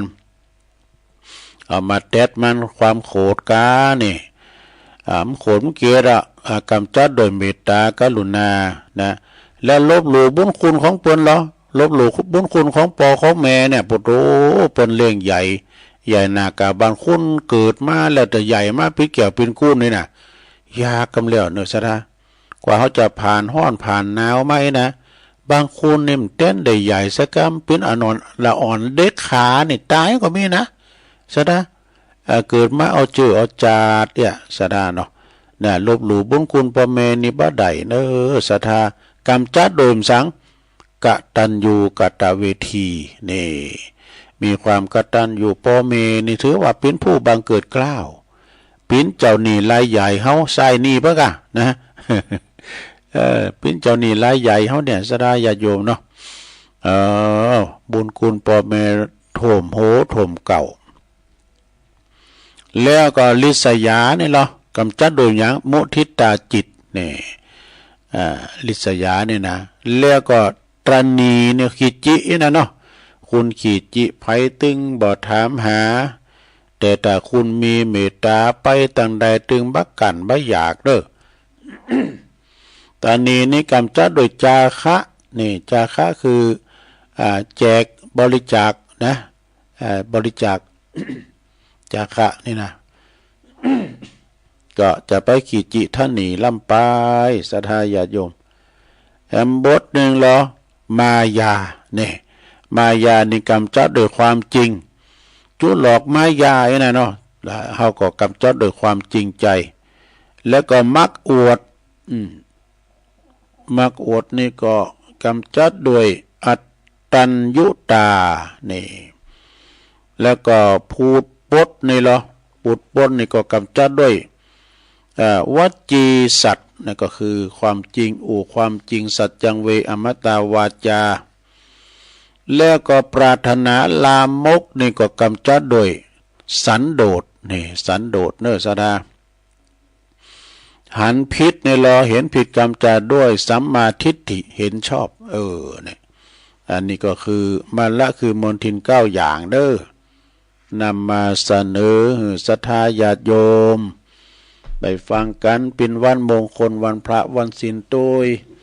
มีความกตัญญูกตเวทิตากุลเนาะต่อบุญคุณอย่าไปลบหลู่บุญคุณตันอันยังก็ตามแต่ลบมันมีกุลแก่เฮาหมดโลกเฮานี่นะมีกะเฮาทำลายโลกนะกันเนาะเพราะว่าสมเด็จเฮาก็ไปทำลายธรรมชาติเดี๋ยวเกิดเรื่องทำน้ำท่วมน้ำนองภูเขาไฟระเบิดก้านี่ดินแตกดินแห้งดินสไลด์ตั้งภาคใต้เปิ้นโดนกันเด้อบัดเดี๋ยวนี้นะภาคปักใต้นี่เปิ้นโดนน้ำท่วมเหมือนกับบ้านเฮาเขาแล้วเนี่ยเดินแล้วเดินก่อนเนาะเนี่ยมันฝุ่นตกน้ำนองเนี่ยสะดาอยู่ยากนะตึงมือตึงวันนี่นะอยากในทรัพย์สินเฮาสำเตือก่อนน้ำท่วมน้ำนองเนี่ยไฟใหม่ไต่ล่ามก็อัคคีภัยอุทกภัยลาจะภัยปัทภีภัยแผ่นดินไหวกันนะก็ขอจงระมัดระวังสิ่งต่างๆ ที่มันจะเกิดขึ้นกับหมู่เฮาต่างหลายเนี่ยนะมีความกตัญญูต่อแผ่นดินนี่ด้วยประมาณนะก็จบไปขอบคุณต่างแม่เพนขาวเตี้ยเนอเจ้าภาพวันนี้มีบทแถมกำหนึ่งเปิ้นว่านะ เปิ้นบุญคอนเสิร์ตปุ้นในกรรมนี่ลุงจวดไว้นะเขาถามเหมือนกันเด้อให้กำลังใจทุกคนนะสุภาษิตวันนี้เขาบอกว่าทำดีแล้วอย่าไปเล่ามีเรื่องเศร้าแล้วก็อย่าไปพูดดีกว่าเขาก็หมั่นไส้พอยากไร้เขาก็พอยากไร้เขาก็สมน้ำหน้าจริงไหมนี่เพื่อนไม่จำเป็นต้องมีมากเพราะถึงคราเราลำบากจะเหลือสักกี่คนที่จะหันมามองเราแต่กันเนาะตอนที่เรามีเขาก็มาหาเราแต่ถ้าพอเราหมดผลประโยชน์เขาก็เหินห่างจากเราไปนี่คือสัจธรรมในโลกนี้ดูนี่นะเขาถามเหมือนกันเนอะสัจธรรมเนาะศรัทธาญาติโยมเนาะวันนี้ตุลุงก็จะขอประกาศข่าวสารงานบุญกันเนอะข่าวสารงานบุญวันนี้ก็มีบ่ป้อหลายนะศรัทธาญาติโยมทั้งหลายประกาศงานอันนี้ก่อนเนาะวันพุกเนี่ยกะนะวันพุกนี้เป็นวันที่1ของเดือนธันวาคมนี่ปูนศรัทธาพี่น้องตั้งแม่ทาอำเภอแม่ทาปุ่นเด้อภายอยู่ละแวกไก่เคงของวัดศรีมงคลเหมืองลึกอีน่ะปุ่นจะมีการทำบุญปัญญาสมาวานทำบุญ50 วันครบรอบ50 วัน1 ธันวานี่นะที่วัดทาเหมืองลึกแม่นะศรีมงคลเหมืองลึกนะอำเภอแม่ทาปุ่นนะปุ่นจะทำบุญครบรอบ50 วันอุทิศถวายแด่ท่านพระครูธรรมรงค์วีระพิทักษ์ตุปีอามอายุเป็น40ก็ได้นะพรรษา20นึงก็นะก็อดีตเป็นเลขาเจ้าคณะอำเภอแม่ทาอดีตนั้นเป็นเจ้าอาวาสวัดศรีมงคลเหมืองลึกนะมงคลเมืองลึกนะอำเภอแม่ทาบนศรัทธาไผจะไปลมกินลมตาลไปเปิดห้องตาลไปหับสังก็เจิญกันได้เนาะ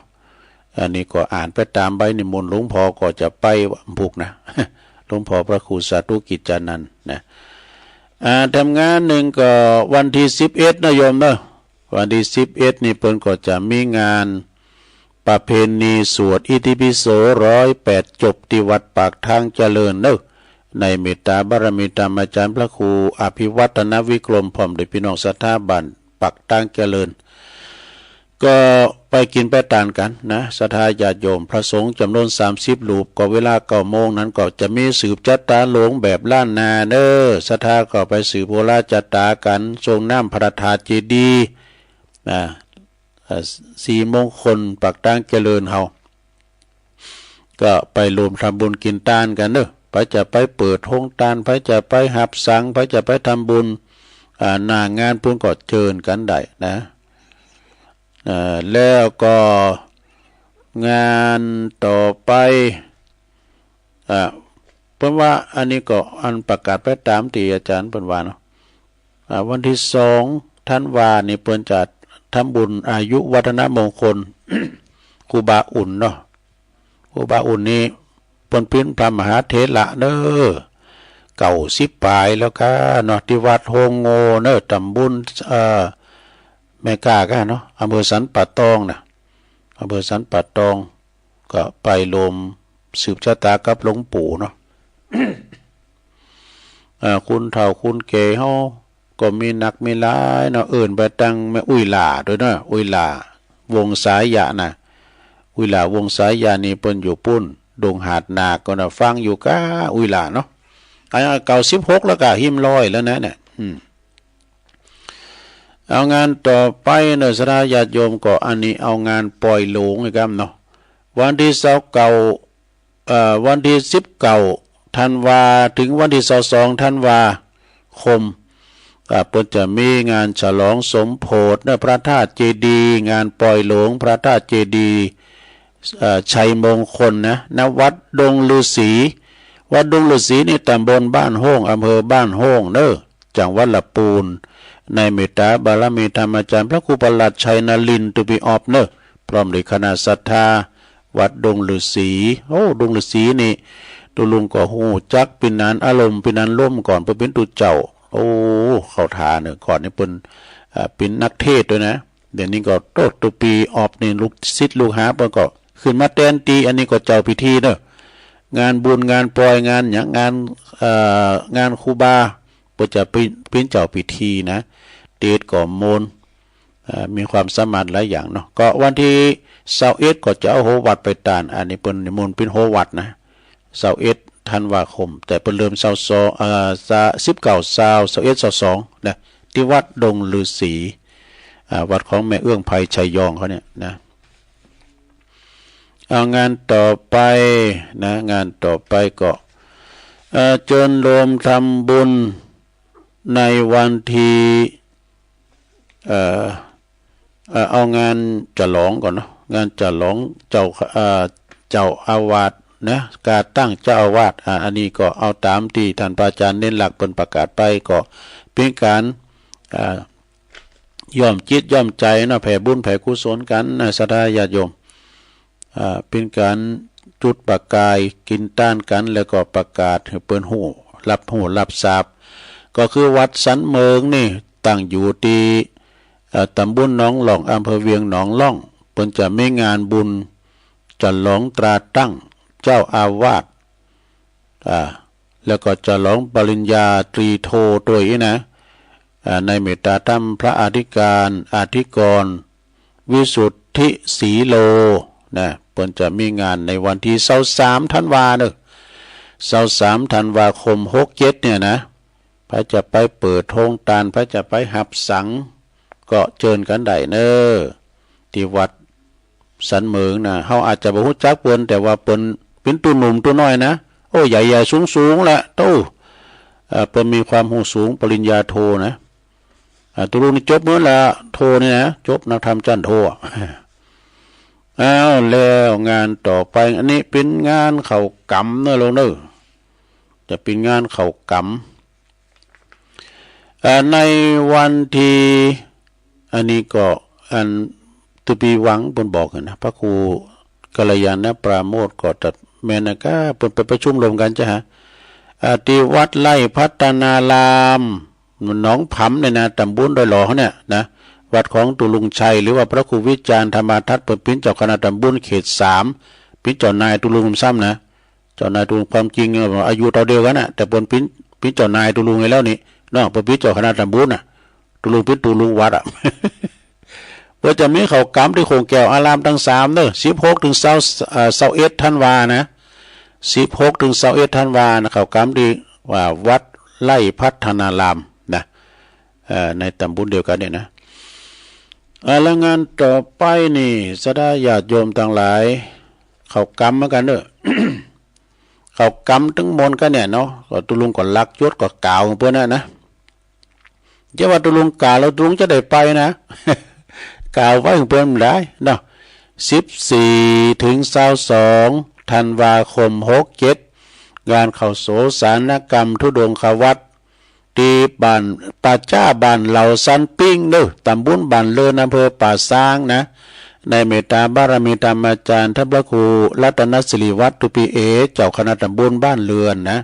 เป็นเจ้าเป็นกันนะฝากประกาศมาก่อไปเน้อไปซาข่าวตอนเจ้าตานน้ำตานทำกินของงานตานทำกล่อมทำเอกะทำนิปานสูตรมาลายโผดเนี่ยในกะตานทำกลางป่าจ้าที่นะโอ้ตานจูตีเนี่ยสถาญาติโยมเนาะตานจูตีเลยก็วันที่14เนาะ14ถึง22ธันวาคม67นะ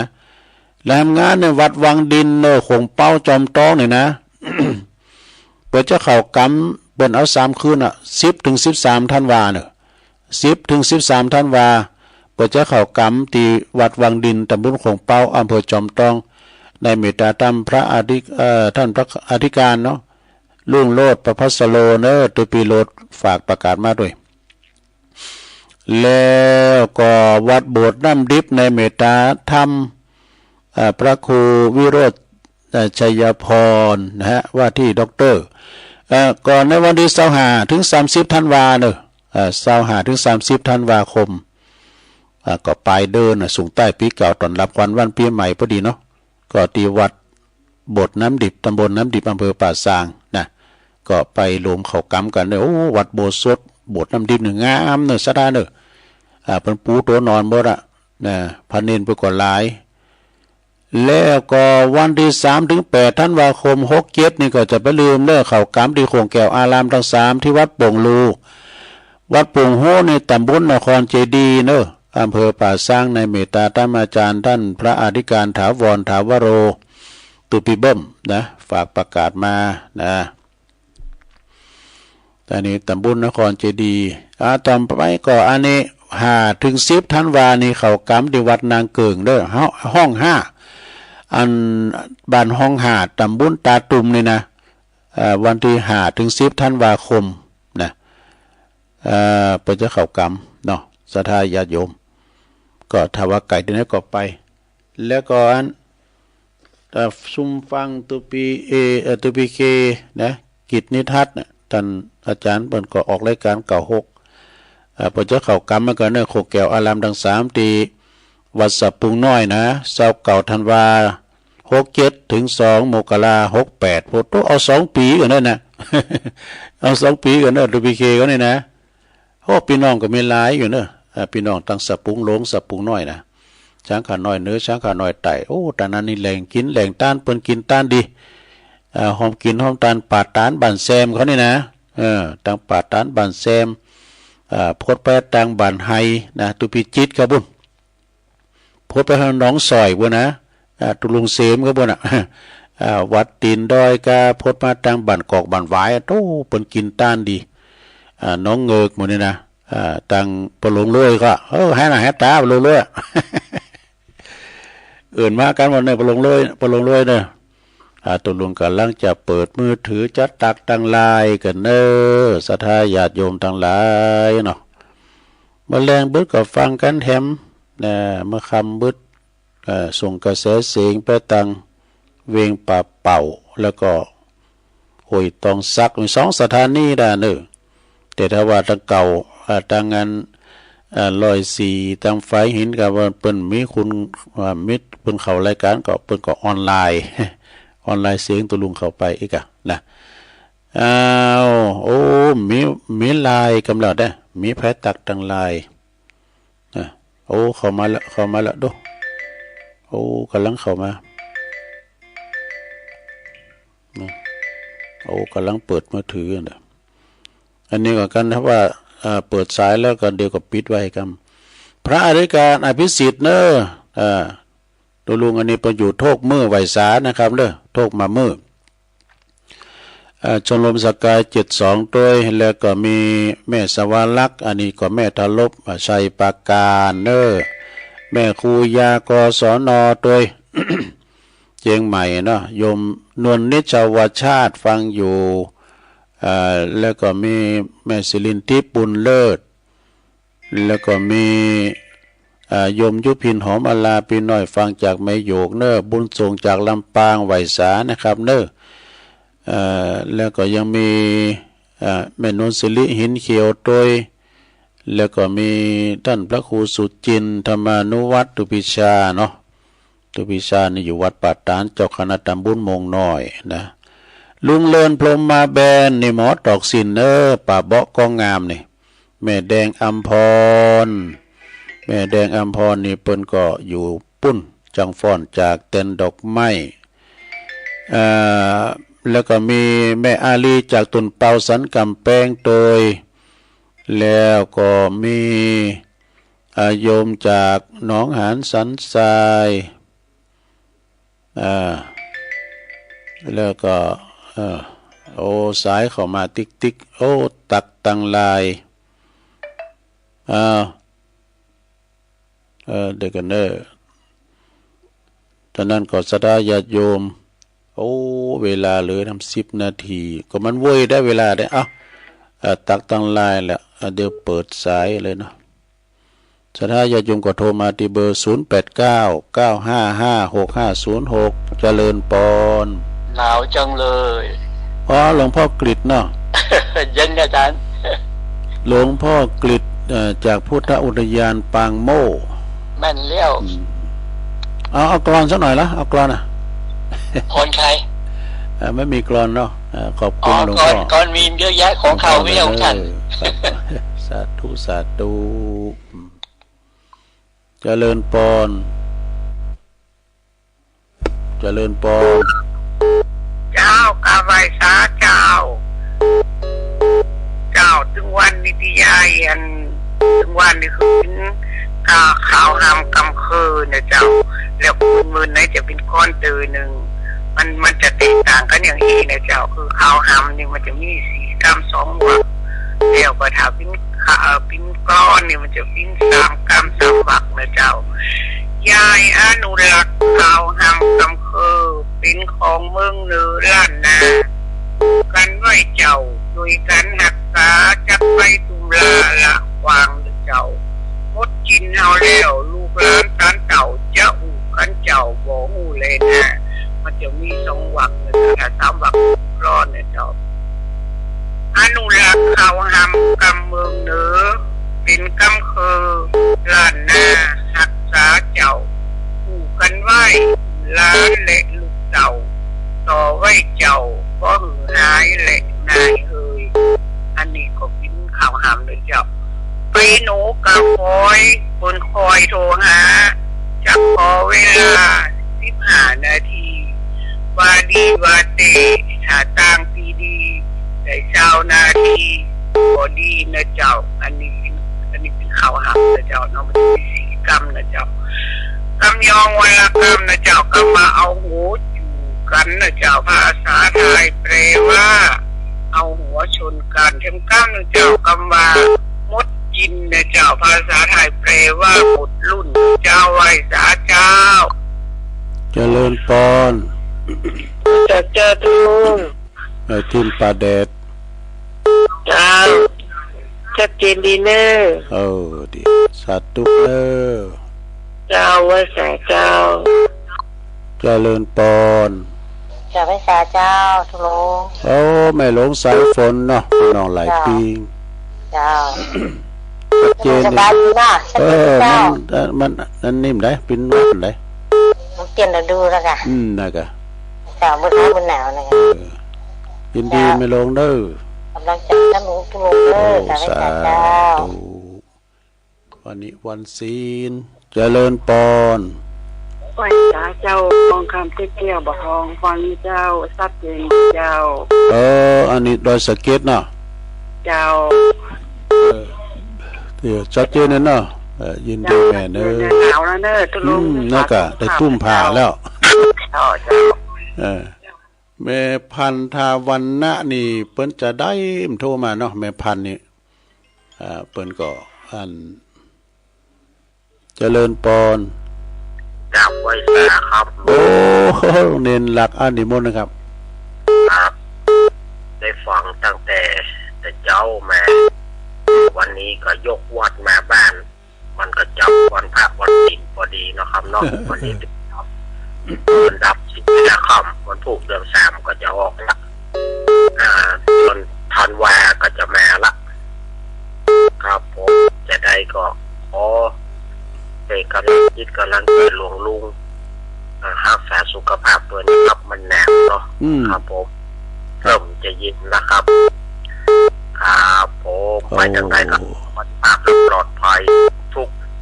ทิศทุกทางเนาะครับเนาะ ขอบคุณหนักๆเด้อสมณเณรเอาหลักปัญโยนันเด้อนี่นะเจริญปอน สาธุเจ้าทุงวันนี้ได้ป้อนหลายรอบแล้ว อุ้ยสาวคุ้มตะวันเนาะเมืองวะ เป็นกำลังใจทุกท่านรักษาสุขภาพตัวเองก่อนหนาว นะกะยินดีแม่เด้อ อากาศมันก็ไม่ดีเราเป็นวัดอย่างนี้กันแม่กับมีของกัน เป็นฤดู เป็นฤดู ขอบคุณแม่เด้อสาธุ สวัสดีปีใหม่ นะ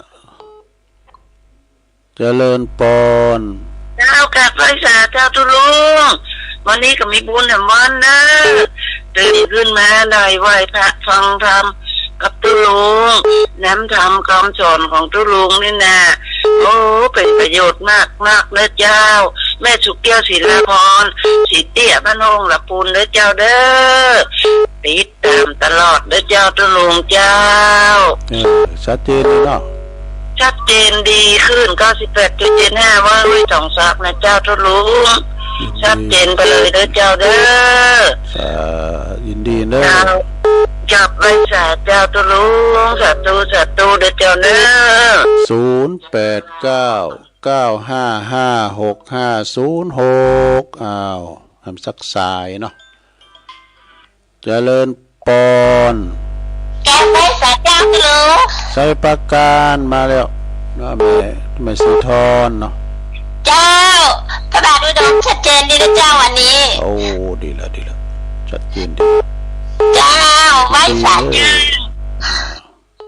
พระบาทอุดมน้ำบ่อสาวาเจริญปอน จับไว้สาธุลุงเจ้ามาได้โทรหากันหมดแล้ว ชัดเจนดีนะแม่เนาะ ชัดเจนดีเจ้าแม่สิกุลจันทุระบ้านหนองล่องลำปาง เป็นลำปางยินดีนะแม่เนอ หมายกระทบกับทุลุงมาเปิดสาย เปิดแล้วเจริญปอน เจ้าไว้สายเจ้าทุลุง แม่เอื้องไพชัยยอง เจ้ามันดับไปทุลุง ดักไว้ละนั่น เจ้า ดักอีกเจ้าเลยกะดักได้เจ้าเลยกะ นักตั้งแต่นั้นไม่สุกแก้วโทรมานั่นประเด็นนี้ก็ยังดังเดียว โอ้ก็เดี๋ยวเจ้าหน้าที่เปิดเปลงกันเนาะประกาศข่าวสารงานบุญก็ได้ยินอยู่กะ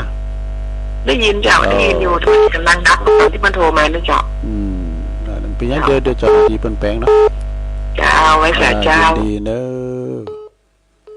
ะทำสายหนึ่งสุดท้ายเนาะผู้ขอโทษนะเจริญปอน ไว้สายเจ้าจะรู้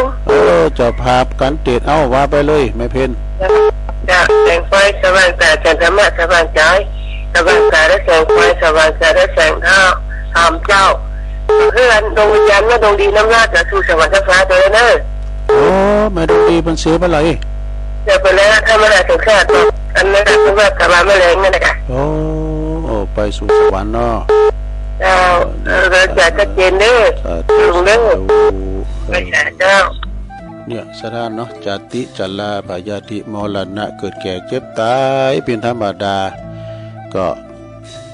ขอแสดงความเสียใจกับลูกกับหลานเปิดด้วยเอาละตัวลุงจบเวลาพอดีขอสุมาสายดีเข้ามาเด้อเพราะว่าเดี๋ยวมันจะล่ำเวลาเนาะท่านพระมหานิคมเปิ้นรออยู่แล้ววันนี้วันเสาร์นำรายการจากลาไปก่อนจัตตาโลธรรมาวาตันติอายุวันโนสุขังปะลัง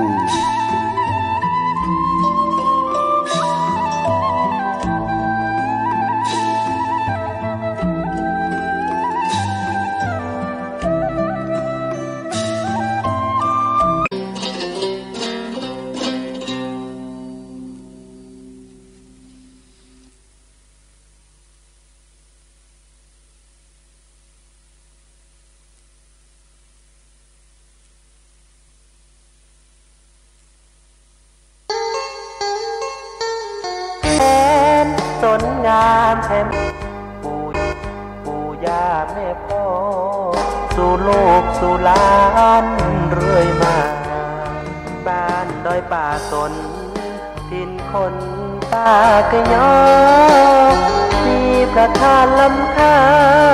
เลิศล้ำวัฒนธรรมพิทักษ์สิ่งแวดล้อมหมู่เจกี้ถิ่นคนดีคำขวัญนี้มีมายังจำได้แม้นสนงามที่ได้กล่าวมามีคนอาศัยพึ่งพาบุญญาป่าเขาบ้านใครเป็นสุขร่มเย็นผู้คนต่างมีน้ำใจโลกสดใสดอยมูเจคี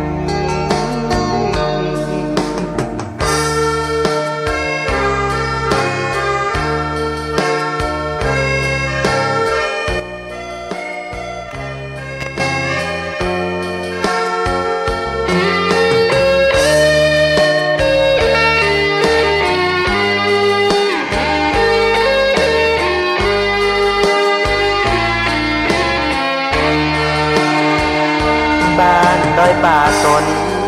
ดินคนป่ากะยอมีประธานล้ำค่า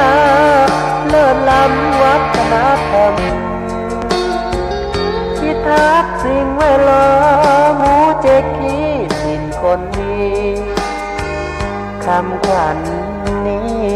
มีมายังจำได้แดนสนงามที่ได้กล่าวมามีคนอาศัยพึ่งพาบุญญาป่าเขาบ้านใคร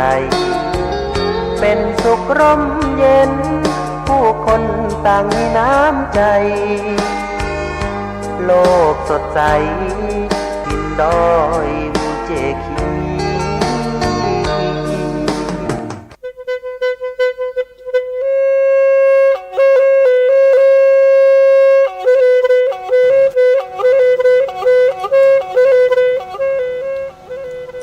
สุริโยไทยไขแสงบอกแจ้งแล้ว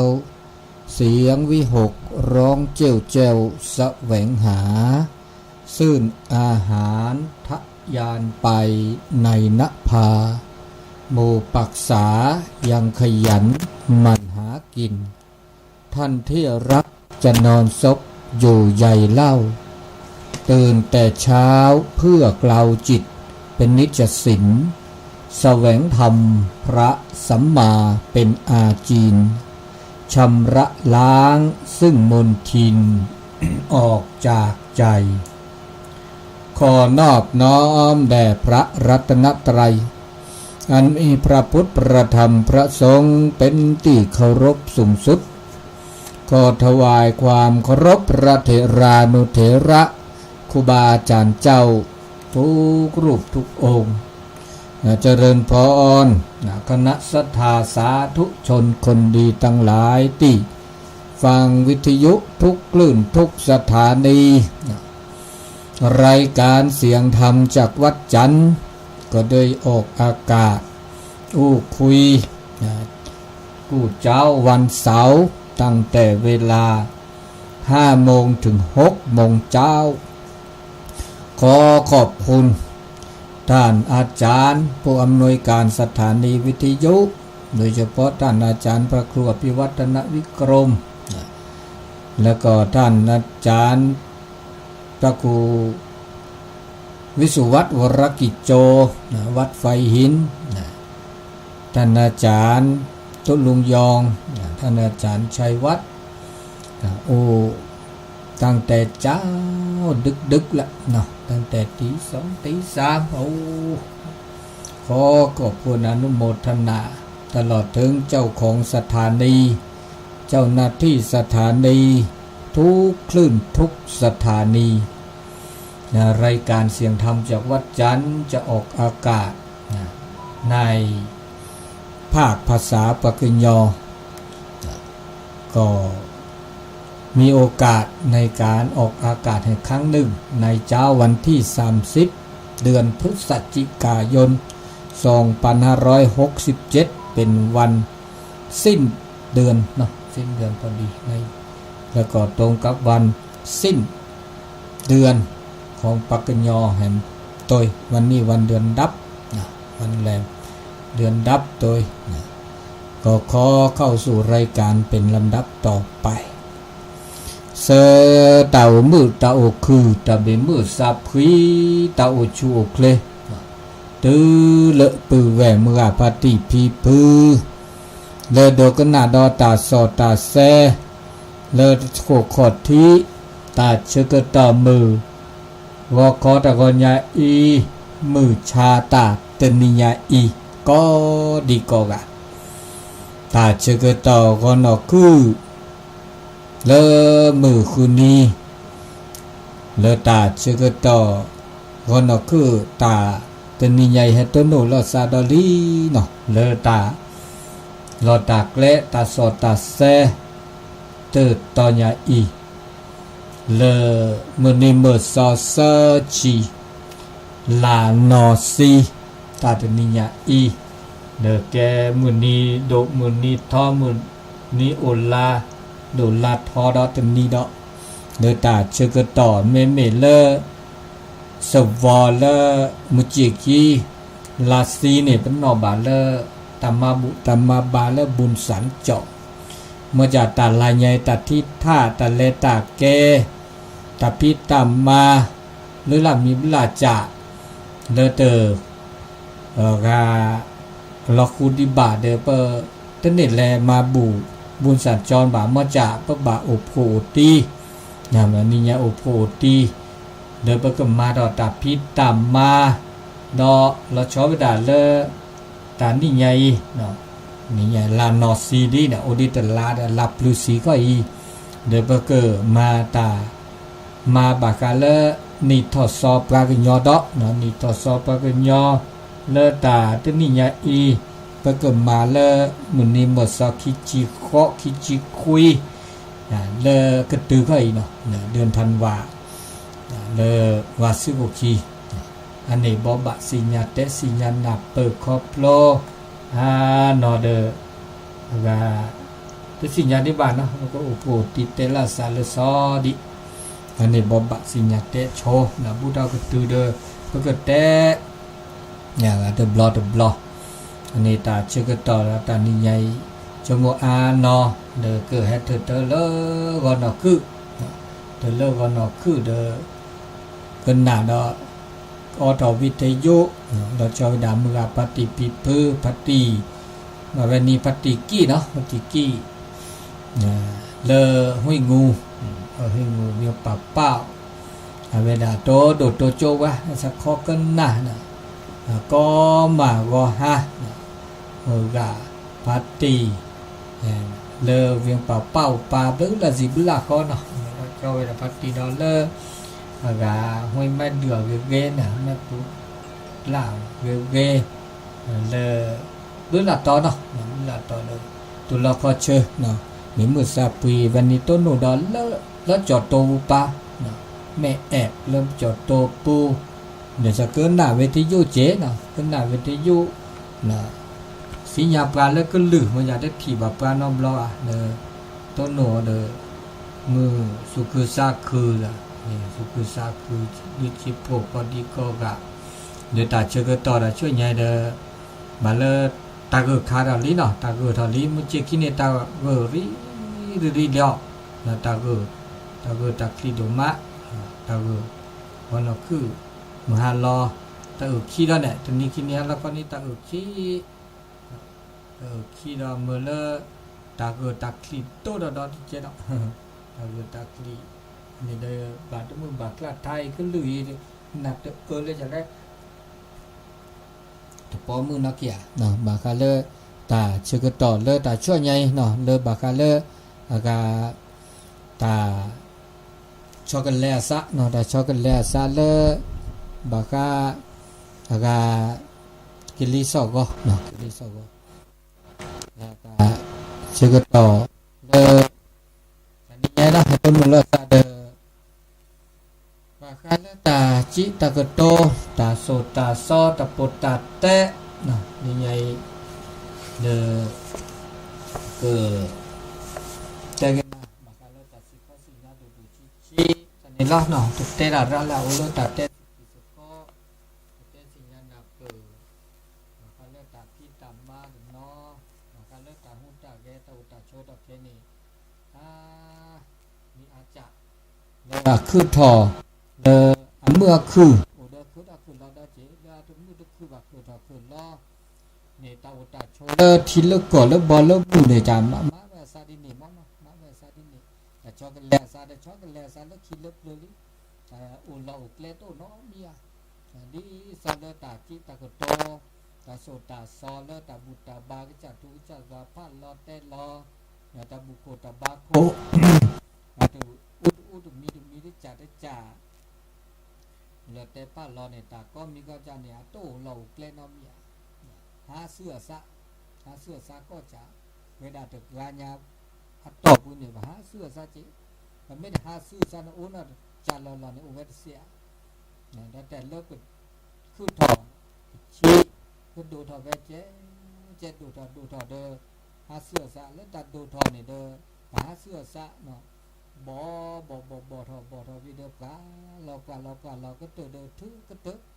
อันนี้ตาก็มีก็จ่ายชั่วโมงก็มาซาดินก็มีก็จ่ายจ้ะลึกทีลึกก่อลึกบอลลึกมือแม้แต่ลึกมือเมื่อลาอย่าหาเสื้อซะพอกุกเลยเนี่ยตึ๊บเลยเนี่ยก็หาเสื้อซะเจ๊นะเลื่อนยาเด้อตาเลื่อนดอกแก้ท่อเนี่ยตาเลื่อนดอกแก้ท่อเลื่อนตาทรัพยากรธรรมชาติโอ้ยดังเลือดออกแปรทองแต่แกเดินตาบะเมื่อตาก็มีก็จ่ายได้บะเมื่อเด้อก็หาเสื้อซาจิหมดก็โอ้เราเกลดาเวเคเลเคเชนี่จะเสียจิบะหาเสื้อซาก็มีไม่เปิดลอตตีนักเกียร์ก็เสร็จนะอันนี้นะหาเสื้อซาก็มีก็จ่าเลื่อนยาเนตาสั่วเสื้อร่างเนาะเป็นเมกว่าเลยตาปุตตาเตแล้วก็มีปะปะพิพือเตปะตาเลิกคิดเล่นยานี่นะเมทีเมเซเมตาอตาออตาสั่วตาเสื้อก็มีก็จานนี่เด้อโอเวทจ่าเลยดอกเปทอบะมีบาจาดอกเคตุโปเลยว่าเมื่อจะตาเลิกเฮซอดอกเนาะตาเลิกเฮซอดอกเคดอนนี่เลิกคิดเลิกเปลือยก็ที่บ้านนอกคอว่ะเนาะที่นอกคอต้นหนูบ้านนอกคอเด้อโอเวดาโอดาเจเนี่ยก็มีก็จานเนี่ยก็บ้าก็ช็อกโกแลตแบบซาดินนี่ไม่ชั่วโมงดาดินนี่เด้อและดาดินนี่เดี๋ยวตาพี่ออกมาอ๋อเนาะตาอุตาโชตะเคนี่ปุ๊บบ้าซื้อพ่อมือคีย์บอร์ดคีย์ได้จีเนี่ยตาคือถอดอดมีละตะกระตาบามีบาจานเนี่ยกระตาดแบบดินนี่ก็นะดิจ้าดาปูกินี่ดิจ้าทีเนาะทีปลาแล้วทีละกินแล้วเปลือยปลาเนาะก็ได้ตะไคร้ปลาทีละดูร้อนแล้วก็ได้ดูต่อตาโกตาเกอตะเคนี่มีคินี่อ่ะตะเคอ่ะเนี่ยแต่มหานี้ตาอันนี้เนี่ยรอไปได้เลิกจดแต่ละหลักของปลาดอกเลิกภาคใต้บางคนนี่แล้วทิ้นลือทก็มื้อน้อเยเบอร์หล่อเบอร์ตาหล่อตาแกล้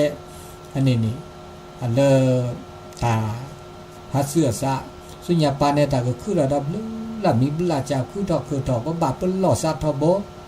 ก็จะทุกจะจะบ่จะแต่ป้าแล้วนี่แต่ตาอุตาชนเนี่ยบาปเปิ้นหล่อซะทบถึงกาเปิ้นเนี่ยบาเปิ้นหล่อบาตุที่บาตุฮอลอซะมื้อเนาะนะอีเจกว่าช่วยเกตาเกตาบะและตาเกตาบะค่านี่เราเมื่อเลยไปอุมือคือมิเชก็หานี่ปัญญาที่เป้าเดินตาเกตาบะเลยว่าเด้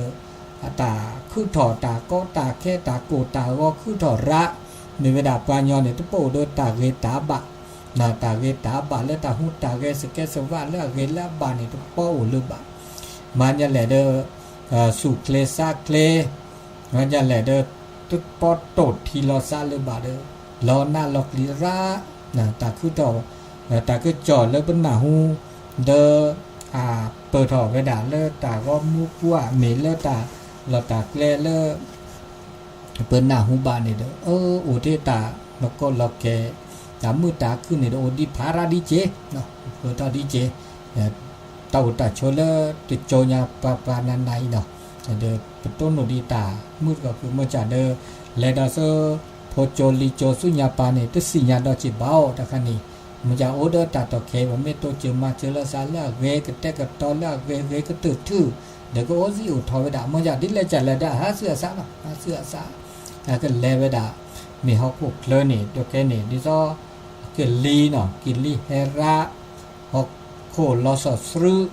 แต่ว่าเมื่อก็วันนี้นะทรัพยากรธรรมชาติเราชอบเวดาเลทีเนี่ยระพอกุกเนี่ยโอ้ได้ทีละแต่นอนนูเม็ดทีแต่เลิกคิดเลิกเลยดิเลิกแต่ก็มีเนี่ยเลิกทีแล้วก็เตือนเนี่ยเด้อทีแล้วก็เลิกเบอร์ดาแค่เลิกแค่เชดาเจก็นี่เพราะว่าต่อแค่เนี่ยทีเนี่ยเอาแล้วฮอกโคเบล่าเนี่ยระแต่ว่าย่อเมื่อทีเนี่ยบัดแต่ก็ว่าดูถอดทีเนี่ยนะเมย์บอกบาดานกันอย่างเราชอบเวลาเลิกโซเราโซเนี่ยอันแรกคู่เราเวลาฮอกโคเบล่าแล้วกลางทะเลใต้ทะเลเนี่ยผู้ดอกเวเซเนี่ยว่าย้อนนี่มนุษย์เนี่ยเม็ดตานธรรมดาเนาะเจ๊ว่ามาดาเซก็มีก็จะเนี่ยทุดอกก็เนี่ยแต่นี่เนี่ยว่าเมื่อโซเนี่ยเม็ดตาจ้าบ่นึกว่าเวเนาะแต่เราตากแล้วที่ก็เจอกันโลเนี่ยได้จีเนี่ยเมื่อโซเนี่ยนี่เนี่ยเม็ดตาจ้าแต่ตำบลแต่อำเภอแต่จังหวัดเนาะดอกก่อนชีว่าก็จดเตเนี่ยแต่นี่เนี่ยเมื่อโซเนี่ยไม่ได้จ้าโลดอกแค่เนี่ยไม่ได้จ้าเนาะเจ๊บอกแต่งานในบ่าวเราเนี่ยแต่สิเนี่ยแต่เดินเนี่ยโอ้ทุกโชว์ละแหลดเดินแหละโลดอกอุบัติดอกแค่มอโต้เนาะสิวะเนี่ยอาจจะงานก็เตือนเรื่องละแต่สิเนี่ยโลดเนาะจอดโลพันโดอันเตเดียโลเครื่องแค่เลยเนาะโลแต่เลมอเตอร์ไซค์โลพันโดบาร์กันเนี่ยลูกบ้านดูดอกขี้โชว์โชว์เนี่ยเนาะขี้โชว์โชว์มิชเลียที่สิเนี่ยดิฉันเนี่ยโอ้ยก็เดินโอ้ยก็เดินอันนี้เนี่ยโซเนี่ยนี่ว่าเมื่อเนี่ยจะไม่ได้จ้าบอกอันนี้เนี่ยมันทุเราเลิกแต่พลักแค่เลิกเดินนึกว่าเนี่ยจะมอนี่เนี่ยแต่ว่าเขาคู่บ้านคู่เราเนี่ยทุเราล้อสุดๆก็โอ้กว่าเนี่ยนะอันนี้เนี่ยสุญญาปาดเนี่ยนี่ชีลาชีเนี่ยก็ตาก็มาซะดิละเขากุกเลยก็มาซะดิละอันนี้เนี่ยชั่วโมงก็ตามเมื่อเสือแต่นี่ที่จัดอันเนี้ยแกดาเวตาสัจธรรมดาเวดินี่เนาะตันนกอเลอาโอดอคือดอดาเวดินี่เดอปบายอมรับดิปเมต้นโนตาตมีที่จัดเดอปสีญาดอซะดิอันนี้ปตุนาซาเมชั่วโมงเลตันนาซาเดนาเนาะเจ้าเพิ่นอยู่แล้วตันนกอตาหาเสื้อซาเดมือสูงมือซาเดจักก็มีก็จะเปิ้นลือเปิ้นหลาเปิ้นวิเปิ้นเกนี่ชั่วโมงบานาบ่แม่ชั่วโมงบ่เมื่อโอเดียบ่รอๆนี่อันน่าซาดอจิจ่าดอจิมจะเดก็บ่โตจึงมันละซาเนี่ยโตจึงละซาก็ตอละเวก็ตอละเซนี่ไม่ได้เซละเดบ่ภาษาเดจิภาษาเดจิมจะตอตาโชตอเคเดโอดิตนอดิมจะเดก็บ่อากาช็อกโกแลตตาซอเดตาหลอลีมากลอกแลเลือกเวนี่ได้มาดินี่บาเดเป้าน้ำนะจินี่บาคาเลตาหูตาแกตาโชตานอกก่อเลปต้นนมเชวหา ตาสิก็สิญญาตาเมื่อเสื้อแล้วก็มูมิเชก็เลเตนาและตาก็ใหญ่พื้นที่เราเปิดมีเปิดจันแลได้สิญญาว่าเราตาเชื่อต่อพอดีสุญญาปาประมาณนาทีลุยชีนี่เกิดจากทุกคนมีเนาะตาบากาและตามือแต่ตามืออย่าไปซาลอมซาลอแล้วบาเตราเจตามือ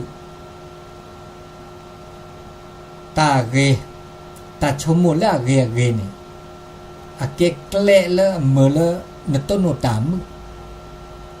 อันนี้ตาชมชื่อว่าเนี่ยว่าญาเม่นน่าจะเปิดอ่ะตาชมโมกันเนาะตาชมโมเนี่ยเลชมโมดาบาบลอตาชมโมไม่ได้โอเดอตาสิญญาสิขอตานาเปิดคอพลวเนี่ยนี่ชมโมน่าโจดะในชมโมวิแลกิเลตาละอุลจระตอกแค่เนี่ยว่าบาตาชาได้จ่าเริ่มหมดได้เวลาปัญญาก็เจอคนเนี่ยตะบาเวลาแต่ชาวีก็เลิกความก็เลิกไม่แต่ละโซนก็เลิกความเครียดโลกเครียดแกระดับชาได้ใจเครียดแต่ตะบาเครียดเนาะเจนะว่าแกก็ป้าโอตาโชนี่ตอแค่เดียวว่าเครียดละมีอาจารย์เนาะเจนะหมอเดินตามมาแวดเนาะเลตาหูตาแกเลโพเลลีตาหูตาจวดตาพิตามาแล้วชอบดาเลตาซัวเลิกหลูเลิกเจมีเวลาจ่ามาจากเดิมก็ไม่หนาเปิดดิจิตอลนี่ไม่หนาเปิดไม่ครอบโลแล้วตานอกก่อนทั้งบ่าชั่วโมงดาราตาชั่วโมงเกนี่เกเกลแล้วนึกต้นโนตามืออันนี้เนาะนึกบ่าชั่วโมงดาราแต่เลขาแล้วไม่ต้องไม่ต้องบ่าไม่ต้องกลัวไม่ต้องตาว่าเดินทับบ่าชั่วโมงว่าชั่วโมงบ่ดอดแท้กี่ตาชั่วโมงไม่ชั่วโมงตาแต่แค่ต้องมีตานอกก่อนเนี่ยดอดแท้ก็ตกทีละซะเถิดละซะแล้วแต่สกิแต่สก็ห้าก็คืออันนี้ปัญญานี่เวนนี้แล้วผู้เดอกาที่ศิสราเจนเลิกหมอเลิกโรงพยาบาลเลิกหัวทีเลิกเจ้าหน้าที่เลิกโรงพยาบาลส่วนปรุงเหตุใดบากาตาชั่วโมงวิปัญญาเนี่ยตะเคนี่บานนอตาต้นโนตาก็ตะเคติเจเดมาซิลาซาก็มาซิลาซาระมาซิลาซาเนี่ยเพราะว่าอย่างอัตชมโมแต่ชมโมโลกมาเนี่ยไม่ชมโมที่ชมโมชาแต่ละไม่เมลแนวเลตาบุตรบาลพุทธศาสนาอาเกตัดได้บ้านดูก็ตื่นแต่ละเนี่ยมาซิปะกะคือนี่อเดบ้านเลยมั้งแล้วก็จัดเนี่ยโดดปัตตาเอ็นปัญญาเนี่ยเอตาเอ็นเนี่ยก็จัดดูก็ตื่นหรอก็จานี่ดูตื้อมาปุเพลไม่เสมาลอเพลไม่เสนะเกตาได้บ้านดูอันนี้ได้มีพอก็เดอเกตาแล้วอุลเจอแล้วตาคือถออันนี้อุลดาชมนุบาชมตาแล้วอริยบะเนาะชมตาแล้วอริยบะตาชมเวเหมือนเลยเนี่ยโอเดตามือตาคืออันนี้ตาชมเนาะมาชมตาแล้วอริยบะแต่ชมเนี่ยก็กะแต่นี่มันตัวชมโมดาว่าตัวเกดาจีเนี่ยตัวชมโมดาเนาะมีอะไรเกจมันจะเดินตาเสตาบาตาดูดทอเสวตาดูดเสวโอ้แล้วตาชมโมแค่เล่นนะพวกอยากชมโมละเกเนี่ยชมโมละเกชมโมละบาอันนี้เราจะมีเขาก็เดินตาสีข้อสีญาเกเนี่ยมันต้นโนตามือตาคือตาสีข้อตาสีญาตานาเปิดคอโผล่แล้วโอเดอซัวสาเนี่ยโอเลอซัวซาโอเดเรียกโลเลโอ้ขอที่ขอโลนะแล้วขอที่ขอโดลอติลอแชนะมือละคือนี่อันเนี้ยเกตามือตาคือเลตาโอตาโชอันนี้เนาะอันนี้ตะคาเนาะตาสิก็สิญาปัญญาละสิญานาเปิดได้เดเมลตาโอตาโชดูทอเกทอบาทอตามมือเนี่ยเนไม่ได้สิญญาตาเนาะตัวมีว่าไม่เมแต่ตากโตเลอเกตาโซปะก็ต่างงอเดตาชานในตาชานเนี่ยเขามันยอก็เกเวนก็เลยต่างงอ ต่างงอนเขามันยอต้นหนาเปิดต้นครอบรถที่สิญญาดานน้อมยานั่นเนี่ยต่างงอนเนี่ยนึกว่าต้นโนตาหน้าตากลีเนี่ยมันตาชกาเนี่ยนึกว่าต้นโนตาอะไรมันจะตาชกาเนี่ยเอาดอกขี้กลัวเลยชกาดิเลยจ้าหรอชกาเกียชกาชกาได้ยินเจ้าเขามันยอชกาลอนเลยชกาเลยอากากูตาลอดาโอเจตาชกาเนี่ยก็บาลเลสเกรดตาเกนก็ชกาเกตาชกาเกเนี่ยไม่มีเลยพระพุทธเจ้าถ้าเกิดตนเนี่ยก็ไม่เลิกปัญญาปัญญาถ้ามีความรู้ไม่มีความรู้นี่ก็เนี่ยโอ้เดือดเกียดิจอปานยอตะเคนี่แล้วตาดุตาพูดตันหน้าตาดูตาทอบาบรอข้าวสิญญาตัดก็มีก็จ่าเมื่อจะเดออากาเรมาเราตัดแล้วดึกแล้วแล้วสอนแล้วเกเราตาอากาในบาทเนี่ยก็จัดละประกอบความเห็นแก่ตัวละก็มันยอปานยอเลิกอัจฉริเมื่อจะอัจฉริเนี่ยก็บากีเรเนี่ยก็เลิกปัญญาผู้มีปัญญานี่อันนี้ในตาฉริเรียกเรนี่เมื่อเลิกเปิดต้นโนตามือตาคือบอกเราต้นโนตาก็ตาแค่เนี่ยมาปุ๊บเพลก็เสตัดต้นโนตาก็ตาแค่แต่ละอุ่นละชัวมาปุ๊บเพลก็เสไม่เวดาตัดสินยาวแล้วคุณนุขุเพลละเรแล้วก็เลิกปัญญาอุอันนี้เรียกว่าบามาตาสิกอสิญญานะคุณนี่ดักสิกอสิญญาละเรละบะอันนี้เนี่ยต้นโนตามือตาคือดอกคาดอเนาะพอเขาดอตามือตาคือดอกคำมันยาวเขาเนาะแต่ตาโอมูละเรตาโอมูคำมันยาวตาพี่ตามาตาโอตาโชละเรละบาดิซาพระอุปโชมิชื่อว่าเนี่ยเมื่อวัติปีพือเมื่อตาโอมูเดตานกอเมื่อตาโอมูเดตานกอเนี่ยต้นโนตาเมื่อหนึ่งว่าเตามูดนอกก่อนเนาะดิฉันบอกแกปัญญาก็เจอตำหมกแกซาปัญญาเลิกคุณเลิกเวทตำหมกแกซาเลิกตาเลิกจอบปลาสิทธิจอบปลาแต่ดาวตาจุนเมียนตำหมกแกซาตาดูตาทอเลิกอัปปูเกตานอกก่ออันนี้กันเนี่ยเด้ออาเกตาก็ตาเกมาดิเลโอดิเนมาเซดมอเลมาดิเนเด้อตำหมกแกซาเด้อบ้าแหลกเลยละบะมิซาบะมาโลมาโดคือแกลคือปูละเกลือตานี่เนาะตำหมกแกซาเสเทคือแกลละเดบะกูโลกูเจละเดบะวะเนาะมาเลมากาตามูตาเจดุตาเลอะเกตตาโลกุมาเลเราชอบด่าเลที่ก่อตามันรอดนี่อันนี้นี่นึกต้นโนตามูตาคือวะอามาซะนี่อันนี้ก็ได้ด่านบะเมื่อตาอมูเนาะเมื่อตาอมูเลอักเรือตาเลือมือเลือบาเลือเรนี่มันปก็เดินตามมือตาคือเราจะมีเนาะเนี่ยตามมือตาคือนี่แต่เนี่ยเอาเดือบปะบาคืนเนี่ยข้านเนี่ยมาเนี่ยเซ็งก็กันเนาะอันนี้เราจะมีดอเนาะเราเกล้เราจะบูดอตาคูตาเพาะใจตากุยตาคูตาเพาะไม่แต่ละสุดแต่ปฏิสัมพันธ์นะสักแต่ว่าปฏิสัมพันธ์ละซะเนี่ยความสัมพันธ์เนี่ย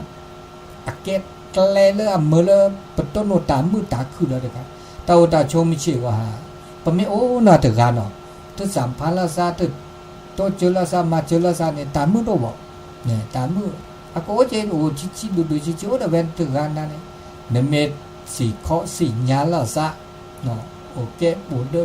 เวเดซะตะแกปูแกเวนี่นะปืนเลอละเวเลอทาโตโนโตโจละซาโตเจอมาเจอตาลอกก็ลอกแค่ในบ่าวลอปริสิญญาจิบ่ตาไม่ลอกก็ลอกแค่เลปตาไม่คือถอนปากกาก็เฮโตเจอว่ามาเจอว่าเดตาก็ตาแค่กันเดปูเพลกิ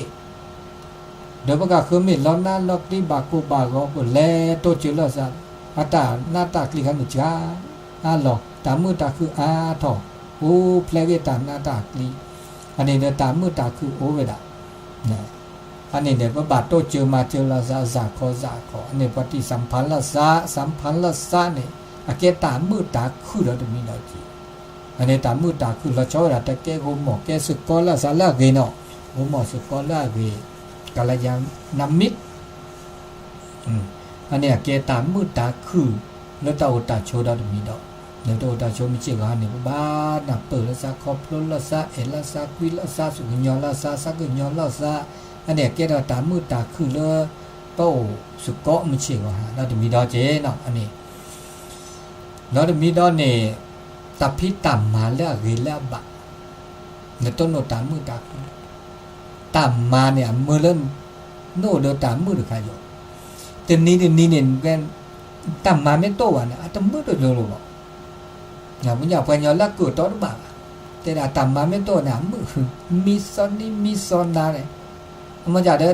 ตัดเลือดออกไปเราตัวไม่มานาดิเนี่ยอันนี้ตามมาเนี่ยบาลอนมาได้โอ้มีชื่อว่าไปยอละพี่ตามมาตาเนาะเดี๋ยวเดินมาตาเดินนี่เนี่ยเคล็ก็หล่อตามมาไม่โอเนี่ยตามมาไม่ตัวเดินนี่หนออันนี้ตามมาเมื่อเริ่มต้นโนตามูตาคือตาเลือดออกไปเราโอ้มีชื่อว่าหาเลิกไปเมื่อประตูมูนี่ตามมาแค่เลิกเมื่อจะตามมาเนี่ยเดี๋ยวก็บามาเลิกเกยอตามมาเลิกเกยเลิกโลเลิกโตเนี่ยไม่มาตาเลิกเกยเลิกบาเลิกโลเลิกโตเนี่ยเด้อตัวโอเดตาโกตาก็ว่าโอเดตามือตาคือแล้วเจ้าดาตามมามือมาเวมีชื่อว่าเนี่ยตามมามือมาเวสุตาพลาตาคิตามาตาดมีเกติจากเกมาเลือโลเลือตอเลือบะแล้วเจ้าดาแต่อับบะเดที่ก่อตามมาลอดที่ขานี่นะถูกกฎหมายอันนี้เดตบะซะเอื้อเนี่ยเมื่อบามีว่าจะเดินนะอันน่าเกเดกำมือเนี่ยละชี้ลักเลยตากุกโลกุเจบไม่กูเลยแล้วตาเช่าตาเลิกอับบะเนาะบาทที่ก่อตามมาลอดเด้อเนบาตบลอเจ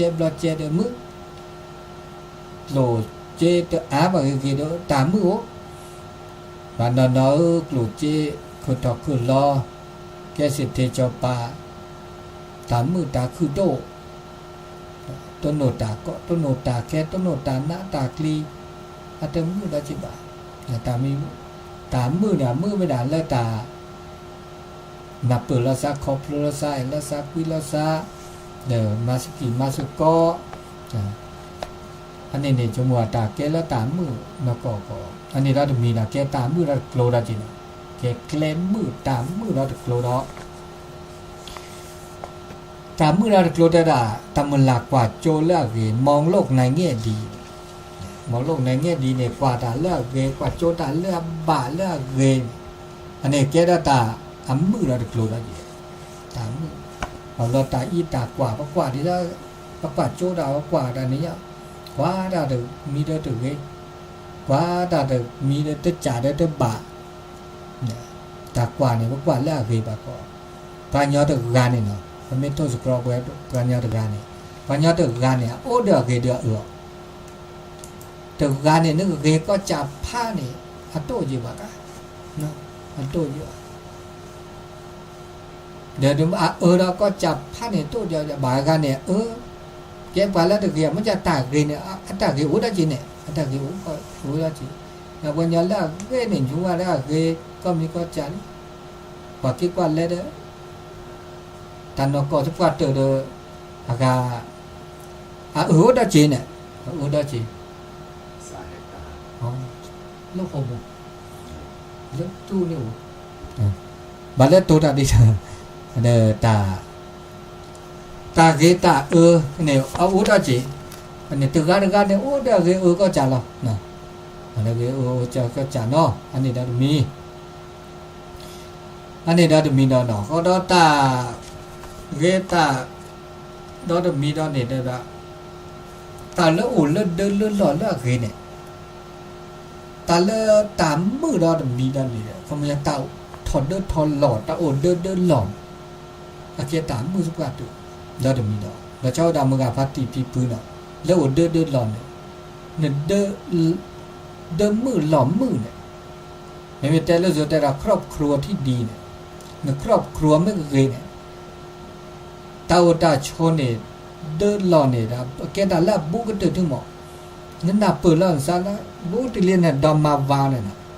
ดอมาวาเมนับปือละซาคอพโลละซาเอละซาคุยละซาเนี่ยแกตามมือก็ตื่นๆแลปิละมาได้แล้วซิละทอดสุสานเนี่ยโอ้เลยเดินเลยหล่อนี่พอก็ดอทอดโพดอเนาะโพมือโมโพความไม่โอโพไม่เอโมเอป่าโมไม่เอโพเอลีอันนี้แกตามมือเลยเดินเลยหล่อมือเนาะดอตานหน้าอาเกตานหน้าดอมีดอด้านหน้าก็ตื่นมีเวลาตาแต่มือเตะพาเลยเดินเลยหล่อเนาะมาเดินหนาจะเปิดว่าเดินหนาจะเปิดมาเอเตอโอเพลซาโอลาลาซาติจูลาซาตุนาลาซาบานนอนเนี่ยโพนี่เนาะตัวเอ็มโมเอป่าโอเจแต่เรื่องโมเรื่องป่าเนี่ยอะไรเอ็มโพเอลีเขาเนาะแบบรอโพลีเนี่ยน่าจะเปิดโมป่าวะนูกีนากีอันนี้ตานักแล้วตื่นเถอะตานักละตามมือโตเลยบะเดินหล่อไม่เดินเอลาซาควิลาซาเนี่ยตามมือแล้วเดินหล่อไม่โตวันนี้นักเหล่านักละอันนี้เนี่ยตามือตาคือเดินหล่อเนาะอันนี้ครอบครัวเนี่ยใบลาซาวิเวเนาะลาซาโตเจอลาซามาเจอลาซาเอลาซาควิลาซานี่แล้วเดินเนี่ยตาก็ตามมือ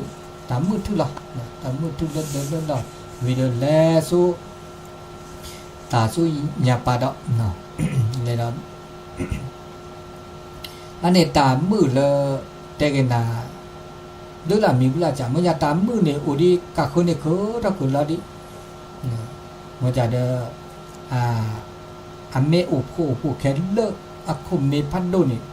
โอ้เวดาเลตาเวตาบากันนี่ก็คุณธรรมจริยธรรมศีลธรรมเมอุนี่โอ้แหละตอนละเดอมือโอ้แหละตอนละเดอกาตาเลตอบเปเราโอมีเวดาเลโตเดตาสิขอสิญญาตนาเปิดาครอบโผล่ก็เริ่มปัญญาคันนี้ไม่อุเนาะอันนี้ดอมีดอพอก็ดอตามือดอจ่าดาลดพันดูดอนมีนะเนี่ยผมยอดตาโอชูโอเพลรีเรบาเรตามือมันไม่พับพวกพันดูเนี่ยโอเวคิจานเอาก็มือเลือดตาโกบูเดมือเลือดตาโปรมือสูงมือซาเนี่ยก็สุขกายได้สุขใจใจเนี่ยจะเลือดสูงเลือดซาเลือดตาน่ะเปิดตาครอบโลแต่ตาเวียนนี่คันแล้วเลือดสูงเลือดซาเนี่ยทำบุตรบาบะไม่มีเลือดตาโปรเนี่ยดีสักเท่านี้รีบาเต้าชูเคลสุขภาพเปิดเมเบมือซาพรีติดโชมือติดโชเกตาจุตาชาเมตตัวเนี่ยเวก็ตื่นทั่วเวก็ตื่นทั่วพระพุทธเจ้าได้ละอโรคยาปรมาราภาเนี่ยตะคันนี้ความไม่มีโรคเป็นลาภอันประเสริฐพระเจ้าคนเนี่ยตาจุตาชาต้นเนี่ยเวก็ตื่นทั่วหรอเวก็ตื่นทั่วนั่นมาเนี่ยแหละมาเซเงินแลด่าเนื้อก็อดด่าเนื้อก็ปีเนื้อก็มาตาอดตาชมเชี่ยวหาตาแต่ก่อนเราพูดตื้อละมือหาล้อเต้นแลเต้นลาแลเต้นหนีเบีมือซาพี่โอชูเคยหนึ่งเวก็ตื้อหรออันนี้บุบากต่อได้เจ๊เนาะมันจะปักวีเวบาเกโอ้เดี๋ยวบาอีเชื่อกว่าช่วยได้เจ๊บาอีเชื่อกว่าช่วยมันจะได้จีดปูได้เจ๊บ้านเนี่ยนี่แหละจะได้จีดปูอ่ะคือเราเดตาชมมือจุกเดียโตโนก็กันโตโนก็กะปลาเดปลาก็ปัตเตตานหน้าแล้วตานหน้าแล้วโตโนเลยพอกุกเลยเนี่ยเจอเดมีเนี่ยคือเราเนี่ยนาแล้วคือเรามือน้อยอ่ะคือถอดเนี่ยหน้าก็กันนะพี่จ่าที่จ่าเนี่ยสับปลาเนี่ยนะก็แล้วปลาถึงหน้าไว้ปลาเนี่ยหน้าก็จ่าละปลาเราเดินเม็ดชาญาตั้งแต่เล็กคนเดียวจอคิดถึงเล็กคนสุจอคิดนี่ดิฉันเนี่ยอัดชาญาก็จ่า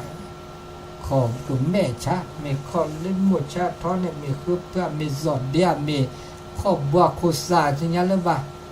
ดิฉันเนี่ยถ้าซื้อเนี่ยจะตื่นระดับเปล่าเนาะจ่าเนี่ยตาปลามันจะได้จีได้ตะปูวะบ้านนั่นได้ปลาได้นั่นแหละปลาหน้าก็กันมันจะภาษาหัวที่สิ่งยาดีอะไร ก็ปลาดแล้วขี้ไปงาคือดอแล้วญาเลยปลาแล้วญาคือดอแล้วขี้เลยปลาแล้วขี้ปลาแล้วก็กะอันนี้ตาหน้าความทุกข์เลยแบบปลาตาโชกีดอกตาโชกีเนี่ยนะครับเลยโชกีมือกันเลยโต้นอกก็กุกเลยโชกีเนี่ยมือก็ชอบหรอโชกีมือโต้นอกว่าแต่โชกีเนี่ยมือนอกว่าก็ละกับผ้าหรอเนี่ยตาโชกีจีดาตปูดอนอตกันได้จีตาโตเจอวัดเซนอกะวันนี้เราก็นับบัดเตดาตาโตเจอตามาเจอมีทุ่มมีซวาเนี่ยโตเจอปลา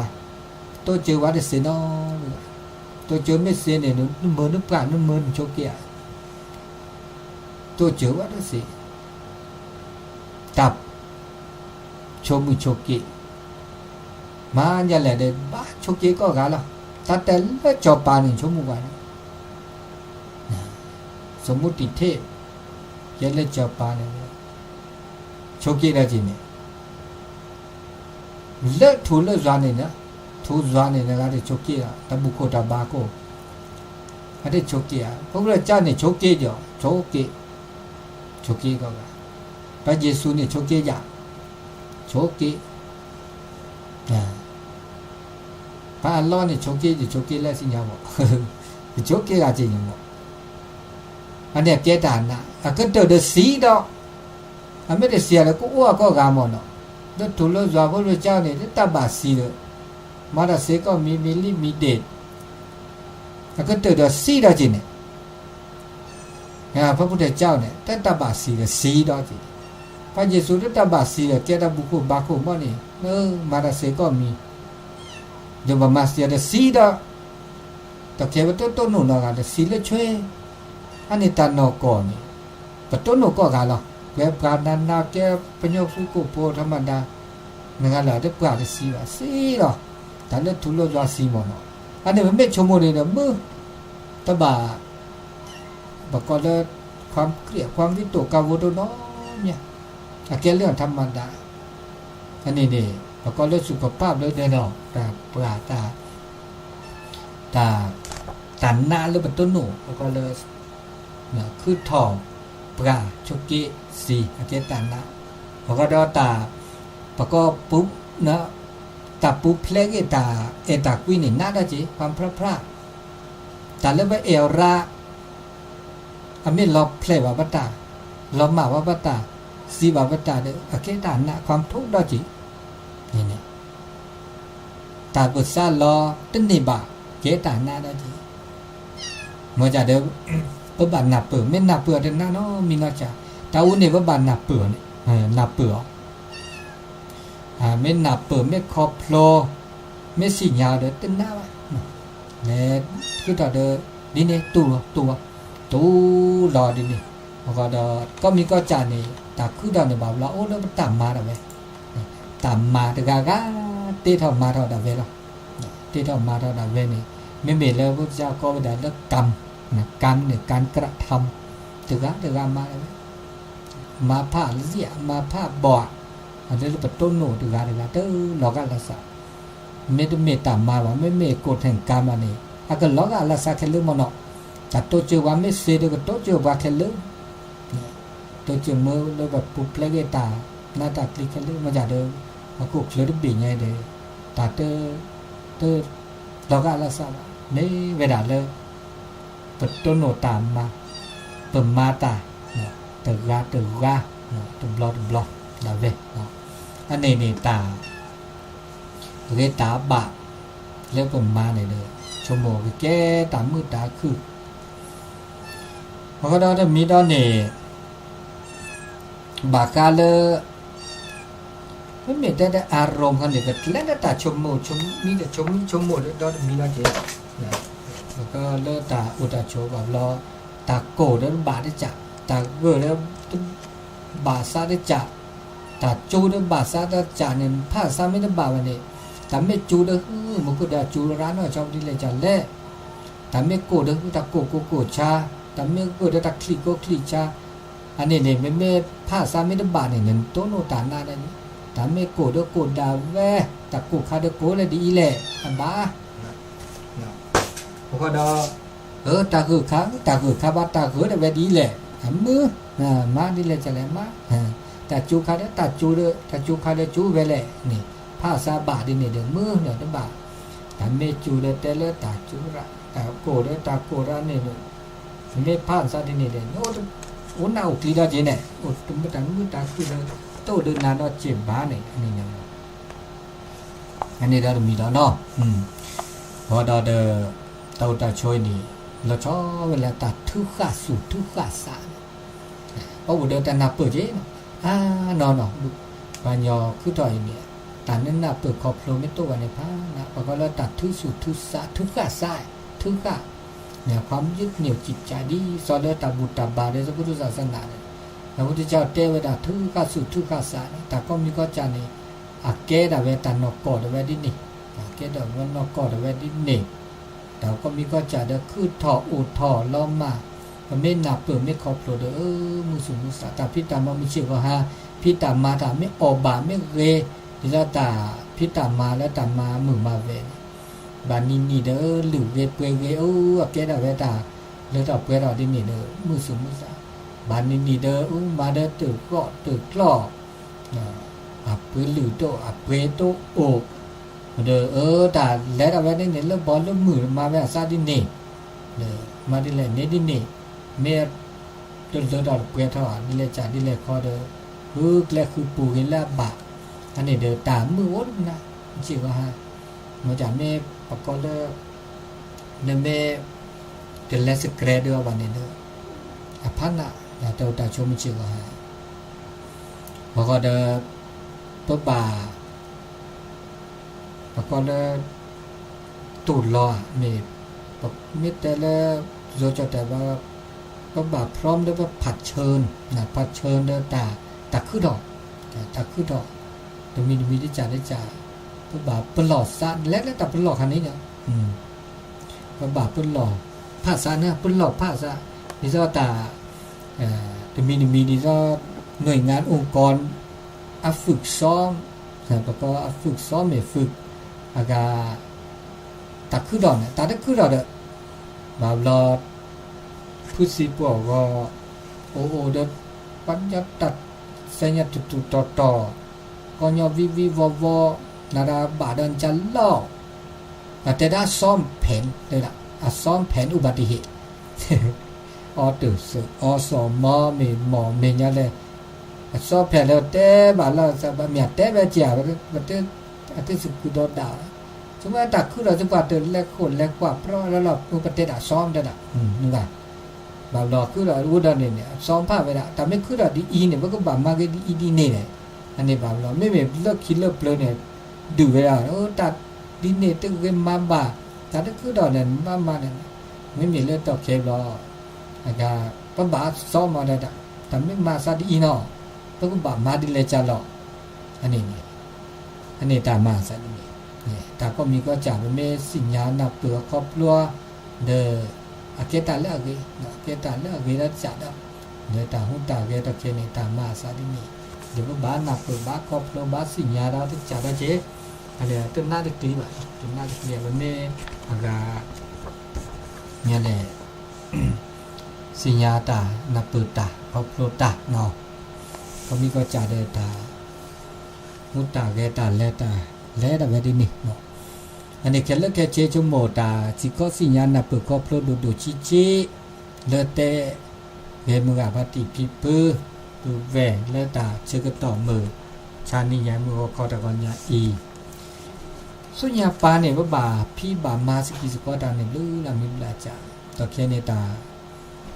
ก็คือถอดเลตะกระตะตาบละมิบลาจาและทิ้งเลิกก่อนเนาะแล้วทิ้งเลิกก่อนเนี่ยตะแคดีก็เมื่อวันที่พี่ปืนนำเลือกละกาและขี้แล้วก็ขี้เนี่ยตาเสเบลเนี่ยตาเสเบลละคือดอกบาบลอดตาเลคุลเวและตาโคตานาได้เปิดภาษีพวกครอบครัวบาสิพวกครอบครัวบาบลอดเปิดตะครอบครัวตาละที่ละเชบาอุบลึกละมิบลาจาเลยแหละค่ะแหละเด้อเปิด ตนับเปิดคอโปรเดบ้ามันนับเปิดคอโปรเลยคันแหล่เลยตบ่าวเดว่าบะมาบะดิซอเลยคีตาสเบลเลยตาอีตากว่าตาเปรบากาเลยทีเลยก่อเลยเสเลยหวาเลยตาหลอดตาแกล้แบบเราตาเลยทีเลยก่อเนี่ยว่าแล้วนาเปิดคอโปรแล้วตาโอตาโชเลยก็โอเชื่อกันรู้ว่าโอ้อันนี้ดิเลยคาเลยจ่าเลยเด้อปะบาเตะละสะเนาะเตะสิญาณเปิดละสะถ้าบาแล้วก็เมื่อเทพตะก็เลือตาตะก็ตาสูเฮซาเฮสุเคลซาเคลจิบะบะมีบาจาจาบะบะเล็กเคลเล็กคิปาเลตันนกอเดอตาเดอคือถอตันนกอเมโอตาเรเมโอตาบะเมโอนี่ชั่วโมงก็มีก็จะได้บะแกลก็เล็กแลเวลาเรอันนี้ตาโอตาโชดเคนี่บะมีบาจาจาอากาตัวเดือตันนกกว่ะเมื่อเลือตันนกกละเกลดิซอคือตะกจอดเลือปูเกเนี่ยคือทอลึกละมิบลาจ่าโอเลือตักกูละซาล้อละซามานามักลีละซาลึกละมิบลาจ่าเนเมกว่าเลือตาวมูปุคือทอละปูเกเนี่ยดูคือดอกคือล้อวันย้อนเลือตาอุดตาดุแล้วก็กลุอาจิสวาบาบล้อล้านนี่บาเลือกูตาล้อตาละเมื่อเลิกปัญญาลน่าลอกลีเพราะว่าตันนกอเดตันนกอตันนับเปิดครบโลกเกตาสิญญาโอเราเลยปัญญาตาอุตาเจลอกบ่าโกบ่ากอเกบ่าหน้าบ่ากลีเกโอ้ดอกก็มีก็จะเนาะโอ้มีก็จะในตาอุตาโชตอเคเดอโอมือโอคือเลิตาอุตาโชประมาดาเวปตาโอมูมือคือเนี่ยเกลิถ้าบ่าซาลอแล้วมีโปสัตตือมีโปสัตทอแล้วนะเนาะแต่ว่าเราตาปูตาเต้เล็ดหรือเล็ดท้าเล็ดกินเล็บเลยลิเนาะนอกเนี่ยมีเนื้อท่อยาเสพท่อบากิลีอันนี้จากข้อนี้บาปเราแบบซาล้อแล้วแบบมีโปรสัตตูบาปเรามีโปรสัตตูนั้นบาปหล่อหลอนสารักเราโอ้แต่เวลามีโปรสัตตูวันนี้มามีมือออกวิ่งก่อนแล้วมีโปรสัตตูแล้วมีมือออกวิ่งนี่นะกาละอัตตาอุตาเจอคอมยามีโปรสัตตูเนี่ยดิฉันดาราเวนีนักเลยอะไรรับปริญญาเนี่ยไปหลายก็กลัวจีนเนี่ยรู้ราแฟนคลับได้ด่ามีโปรสัตตูนี่เนี่ยเราต้องพิจารณามาได้เนี่ยมาได้เวตาได้เวนี่แบบเวตาเลือดเปรี้ยวอันนี้เนี่ยอัตตาอุโมเดินมือละเด็กเกิดแล้วละปูนแล้วปาแล้วว่าสิ่งยาปะเกิดอาจจะเมื่อโอ้ยมีโปรสัตตูนี่อาเกดาดาก็รู้ละมีบุลาจานะแต่ว่าช่วยมันจะเดินบามีจะเดินเล่นอะไรได้สิเล่นอะไรนะบางเราจะสาลอยเดินหนีบ่าวได้จีบามีว่าจะสาลอยเดินหนีบ่าวได้จีโอ้ดอกก็มีนะดอกก็มีอันนี้เนาะอันนี้เดินตาเชื่อก็ต่อเลิกตาตัวดีใหญ่ตาก็ใหญ่เนาะพระอุตตรลาเนี่ยตัวต่อก็เนาะคือพาสูมือสามมือสุพิซาฟีสุกเพลซักพออุดตาบุตาบาอุดตาเรตาบาที่เชื่อกว่าช่วยแล้วตาอุมูลเวในเดตามุตาคูโอเดือบกันแต่เชื่อก็โตดีข้อนาที0871867066มีตัวโดดตัวโจเดตาเชื่อก็ต่อมือก็ขอตะกอนใหญ่นะ0871867066มีตัวโดดตัวโจโอราจานี่ยันเมียเซซิเซทอเลปะเลชมอาเนาะเดคือหน้ามาจากเดตาแต่สกิสก็รับตัวโดดตัวโจบ่าวรถยอดจิบานยอดจิบานบ้านเรามีเลยถ้าที่เลเซเนี่ยเนาะมาจากเดเสตาซื้อโยtừ lơ có đi có gà lơ tàu ta cho lơ tôi bật cho được to được lo ra là sao chim bạn tôi vào xài đi nào